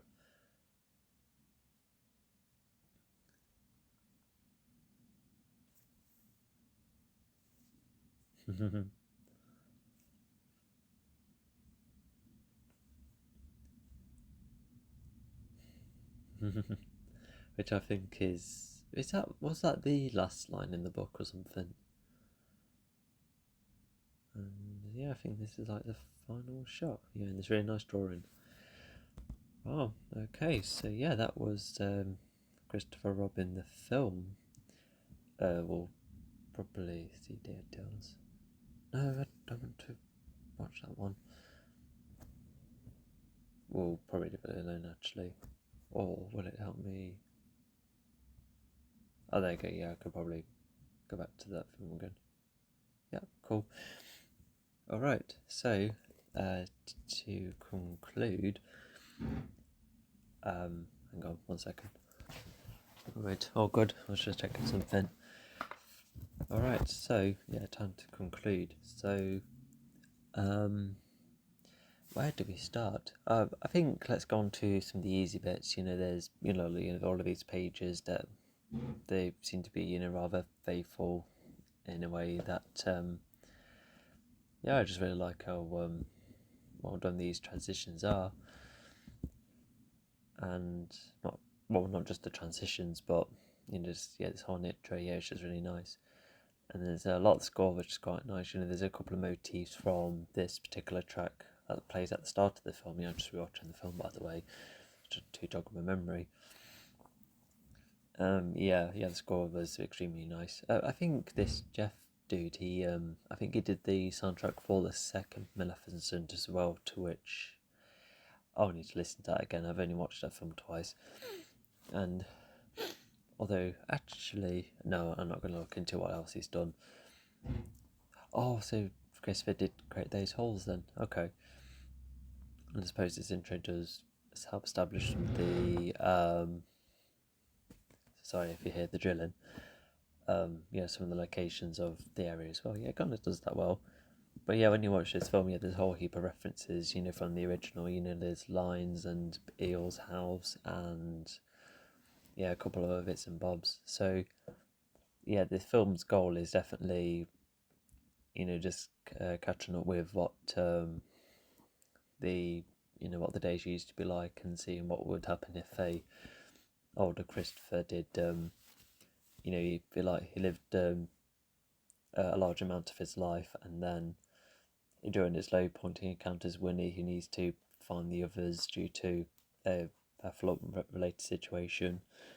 And then at the end of the day, all of their friends are found, and then they later help him alongside Madeline, the daughter, and Christopher not even helps his own job. So yeah, it's actually like a really nice story on paper. But as I I think this story does have not only a couple of pacing issues, but also with I don't know, it's with what it tries to achieve and tries to prioritize. Is because if the introductory parts, they need to, obviously we need to see how pressuring the job is, and also setting up Mark Gatiss as the villain of the story, because later on he turns out he has actually been doing nothing, like the bad kind of nothing, doing nothing towards the job. So whilst Christopher did actually help those people, I feel bad calling him Mark Gatiss. We'll just call him Gatiss. I forgot the character name. Is he called Mr. Winslow or something? I'm not sure. I forgot.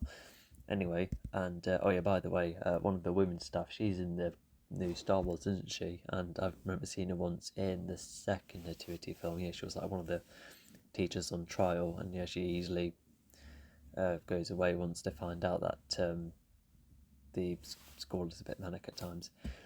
Anyway, and so we're going from setting up the job, setting up Gatiss, and then you see how distant of the relationship is between Christopher and his daughter, and then seeing what it was like with the wife, and then it shows them all making the way, and Christopher is he comes back from his job, and then he later encounters Winnie, and then Winnie causes some havoc around the house, and they do have some kind of catching up about the aging, and Winnie explaining what's happening. And then we also have a neighbour who is trying to get Christopher to come to his house to play a game, and then it's Christopher having to take a train, and he passes the cottage for a bit, and then they get a bit lost in the forest at first. Because that's something else as well, because Winnie arrived to that bench as one of the spots.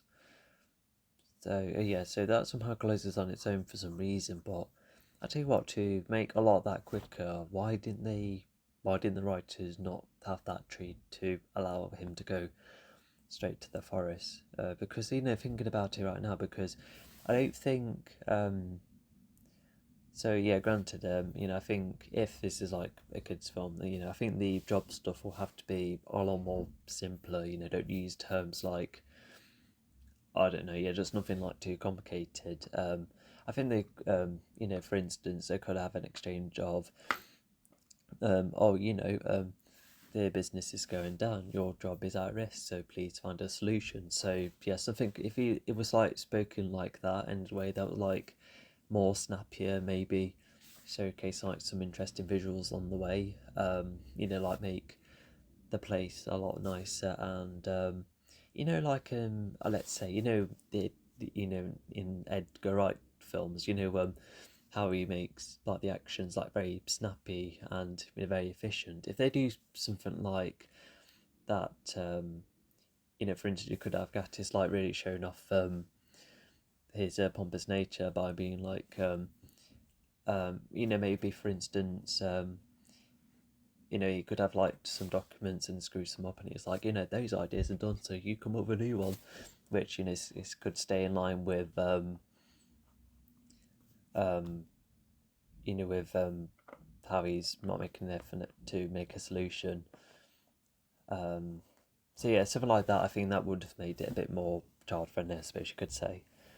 But yeah, because after the bench scene and after Christopher needed to leave, so that then leads to a scene where I suppose the train station scenes kind of provide some setup with how Madeline uses the train later on, and plus when Christopher makes his way back. So I can see that, but I feel like you can cut that, and I'll come back to that because it does try to create some obstacles, like when he wants in the balloon and it gets locked a bit briefly, and oh yeah, because a quick thing, because when I was just showing this film to my family, because they don't like unneeded stress in like film moments sometimes, and so at this point they were like nearly like they were like, oh, we're quite unsure about this, and I was like really sure of them being like, oh yeah, I tell you what, once EO comes up, it does get back on track. So to have to reassure some people of that, I think that's where it's not like the film's best choices, even if it does make an effort with the routes it's gone for. I say because very quickly, because this is almost like an example of doing well with what it wants to do, but it's not like putting the needs of the customers first or the viewers first, almost, or like the fans first. That's like the more appropriate term. Because I remember a lot of people, they're not as too keen on the third Planet the Apes films, as in the war one, because a lot of people thought, this is going to be like the final chapter, and it's really going to determine like the rest of the future of the planet, and it's going to be explosive and bombastic, and we can see characters with all the abilities, and maybe some from the previous two, seeing how they could help out and also maintain that sense of morality. So I'm just losing my breath. But instead, we had a almost like a post-war film where Caesar is like mostly on his own, and he struggles on his own, and yeah, they do learn some very interesting things along the way, and there is like a little bit of fighting later on, because a lot of it is I think it would be too negative to call it like a slow ponder, but what these scenes do reveal, as far as I can remember, when it comes to like the adventure stage almost, is that they do encounter a couple of residents, see that a lot of them aren't speaking, and they do sadly lose one of the apes in the main group, and other bits of locations as well. So it definitely has its use in some way. But yeah, the main point is that I think that's also like a good example of doing very well with what it's wanting to do, but it's not like the first choice the fans would have gone for. Because when you watch Rise and then Dawn, they're very quick, and despite both of them having completely different vibes, they still have that sense of exploring all sorts of like interactions, and it can just feel the trouble ramping up in either film, and um, so it does have that kind of consistent like flow to it. But with War, it went for more of an alternative approach where it's slightly action heavy at the start, and then that way it has like a small adventure, and then the Caesar gets stuck in one place, and and then we get only one update about I say a couple as well, but one of the primary things was the evolution of the virus. So yeah, that's a whole different flow compared to the previous two films. But yeah, that's where I make the comparison there.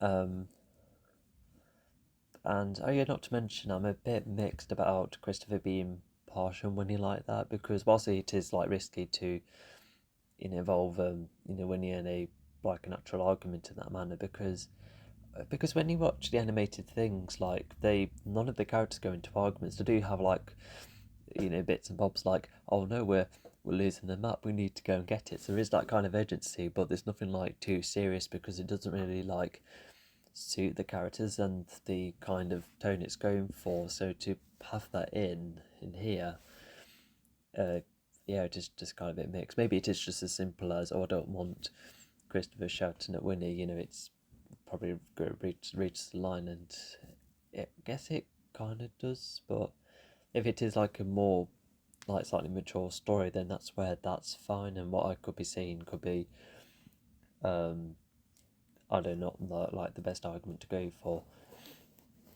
Um, Although another way to so I just talked about way to um, of how I would improve the story. So uh, yeah, because let's see. Oh yeah, so instead of having trouble at the train station, why not make the train station a simple establishment, and how they travel, and have a Winnie account, see how he interacts with the area a little bit without um,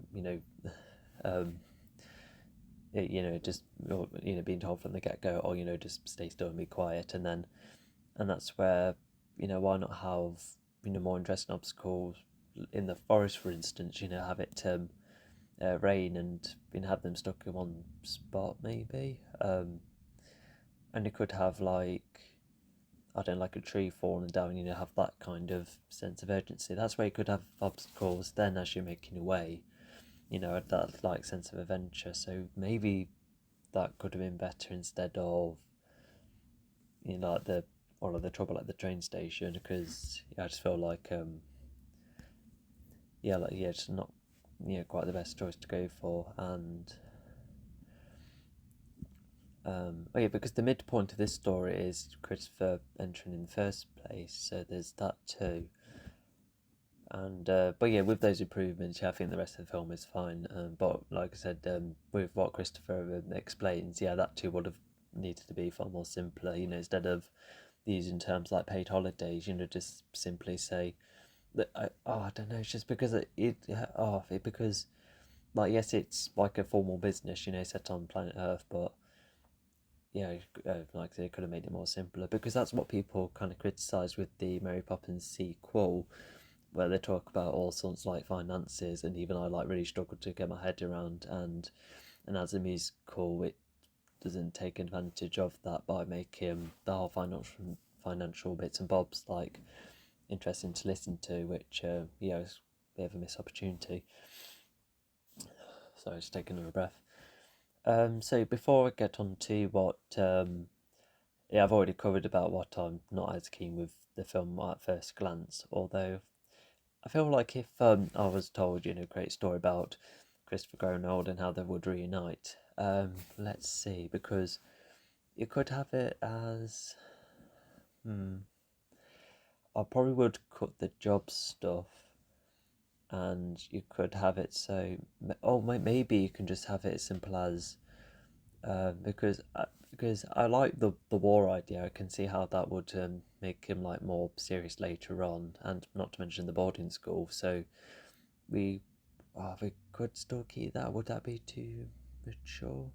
I don't know. There's actually something like about that. I like it because like I said, it just like that is already enough to make someone quite withered, instead of placing a tricky job on top of that. So yeah, I've already right to assume to cut the job stuff away, and so you could have a Christopher who's probably like really struggling to play, and we could probably still keep the idea of the board school idea, but of course make the conversation a bit more brief, and yeah, like I said, just something slightly snappy so that the kids can still understand what Christopher's talking about. Can use like visual storytelling bits and bobs.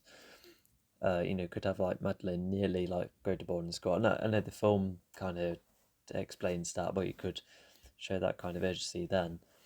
And so, yeah, then it's night time, and then that's where both Christopher and Evelyn could then, have a conversation about, hang on.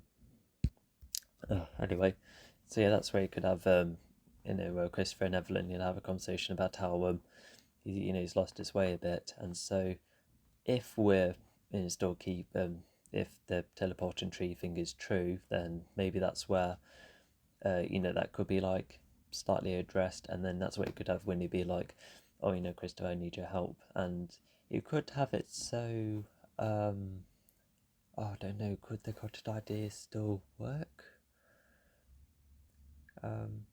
Yeah, probably, because you'll need with enough time for Winnie and Christopher to catch up on their own, so yeah, so I think that idea I still kind of like, I would still keep, and so that's where when he's like, oh, I guess yeah, I like the Pavlump idea.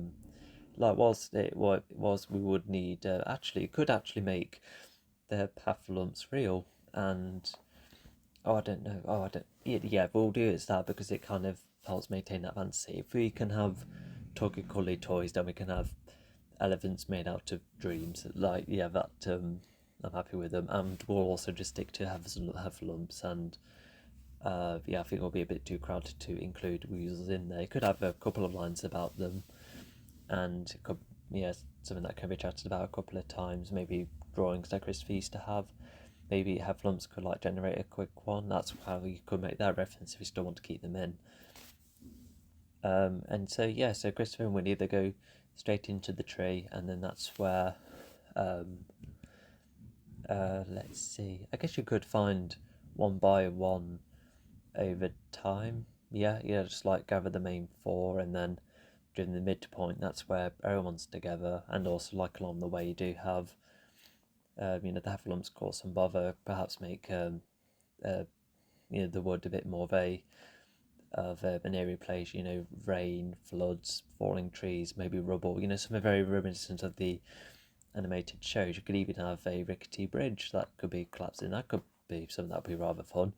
And then Christopher has to, like I say, the compass is already a good idea. And if he has his umbrella and even a balloon, yeah, he could find ways to improvise in ways that are quite clever. And so in the midpoint, that's where, what would it be next? Oh, so maybe you could have it so he's just trying to make it through all of the Heffalump trouble, but now it's, oh god, what would I do then? Oh, could the climax be fighting the Heffalump or something? Something like that could work as an idea. Oh, and not to mention, so if the cottage is still set up to be nearby the woods, maybe we could have, maybe, I don't know, like a hill view where Madeline thought I just saw, Dad passing, and I think you would need a reason why them two would go to the cottage in the first place. Maybe you could have an argument of Christopher wanting like his own space, kind of showing how distant he is. So that would create the reason for Evelyn and Madeline to move about instead of him having to stay because of his job. So yeah, so that's in place. So yeah, like somewhere after the midpoint, that's where all the Cully toys are gathered. They can have a like tiny little adventure, great catch up, see everyone well established, and probably have their own roles as the adventure like finishes off in that way. And then that's where things could get more complicated with Evelyn and Madeline coming about, and they too have enough time to interact with the others. Oh yeah, and then they can have that moment of Evelyn being like, "Oh, these are great. Why have you not mentioned about them before?" And then that's where the Heffalumps or even Woozles maybe could then actually come about, and then you have Christopher have to fight one, because you could do something like, or maybe the Heffalumps like grown stronger over time, especially as Christopher grown older. So I don't know. It sounds like turning Winnie into a boss battle, which it's adventurous at least. And whilst I do like the city chase, it's still formal and in a kind of unfamiliar in the way. And I guess you could still have, oh, I don't know, I can't see heffalumps in the city. I just can't see that happening. But I tell you what, in the the climate, the resolution, at least you could have winning the others. Probably visit the house and see how they interact there. That sounds fun. And I don't know, I'm quite hesitant with having those creatures in the residence, because as long as Evelyn and Madeline know, that's what kind of matters in the end, doesn't it? So yeah, there you go. So yeah, my version of the story has a lot more time with the characters, a lot simpler for kids, a lot more fun for kids as well. And whilst there are some like interesting shots, and I can see why it would need to be great from time to time to really sell that mood, but it is a tad dull at times, which is a bit of a shame, because I sometimes like grey skies and make everything decoloured, but at the same time, when the sun is up, it actually makes you feel much better, and it's a lot more fun to look around.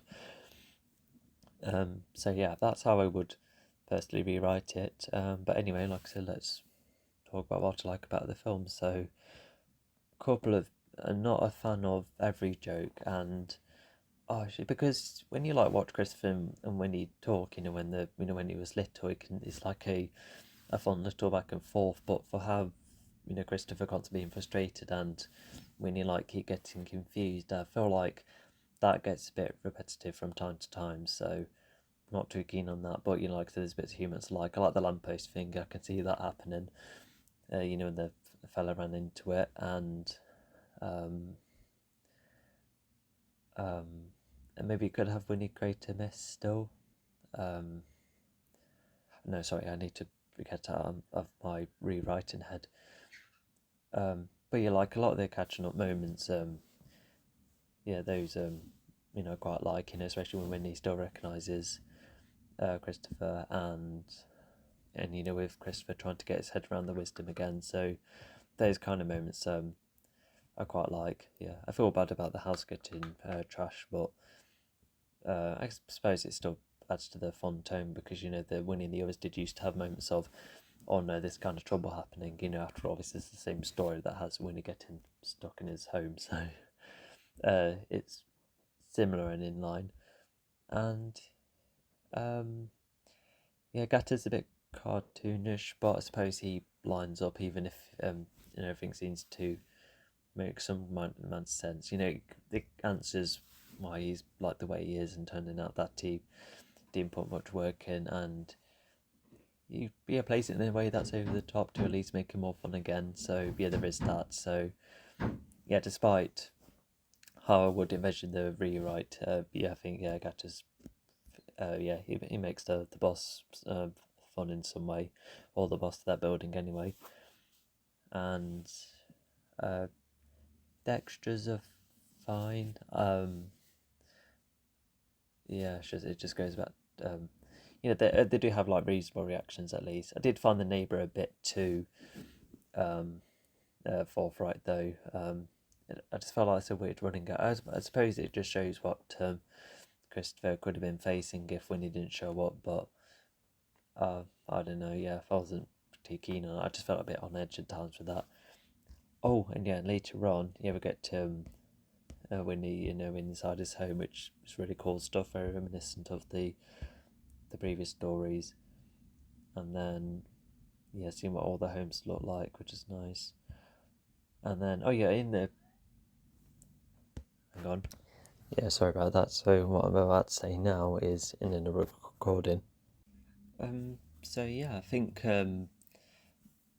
yeah. So what I do like from this film still is that like I said, Eeyore definitely like saved the film, and yeah, I really like all of his lines. And then when you're wandering around to let's see what the setting's currently like, and there's some pretty nice conversations between Christopher and Winnie as well. I definitely like when they like reconnect as they sit on the log, and then when Christopher sees the bridge again, and just seeing how the other characters like interact with the lot of them as well. and yeah, I quite like this film's version of both the rabbit and the owl as well.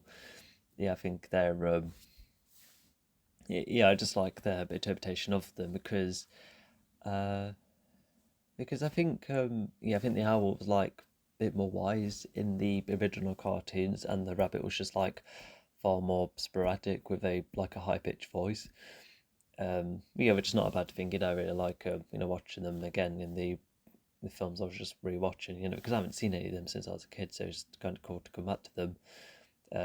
Which I did a year or two ago. Yeah, it was just generally interesting because because like I said earlier, I really like that moment when they accidentally lose one half of the map and yeah, trying to go for it. So um, shall I? I could make a commentary on that actually, but that means watching all of them. um, uh, yeah, I would have to have a good think about that.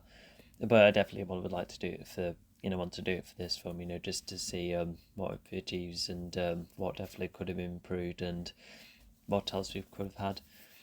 I remember this film being quite well advertised. Like I said, there was the memes as well. I was surprised this one didn't make an awful lot, and yet the the other remakes, they managed to reach a billion a couple of times in 2019. I remember that. Um, so yeah, what else? Oh yeah, the look of the elephants I liked. Yeah, the heffalumps, especially during the dream sequence, that was like a very interesting look. During underwater, and yeah, and when they sprinkle the references as well, especially when Tigger plays has his introductory song.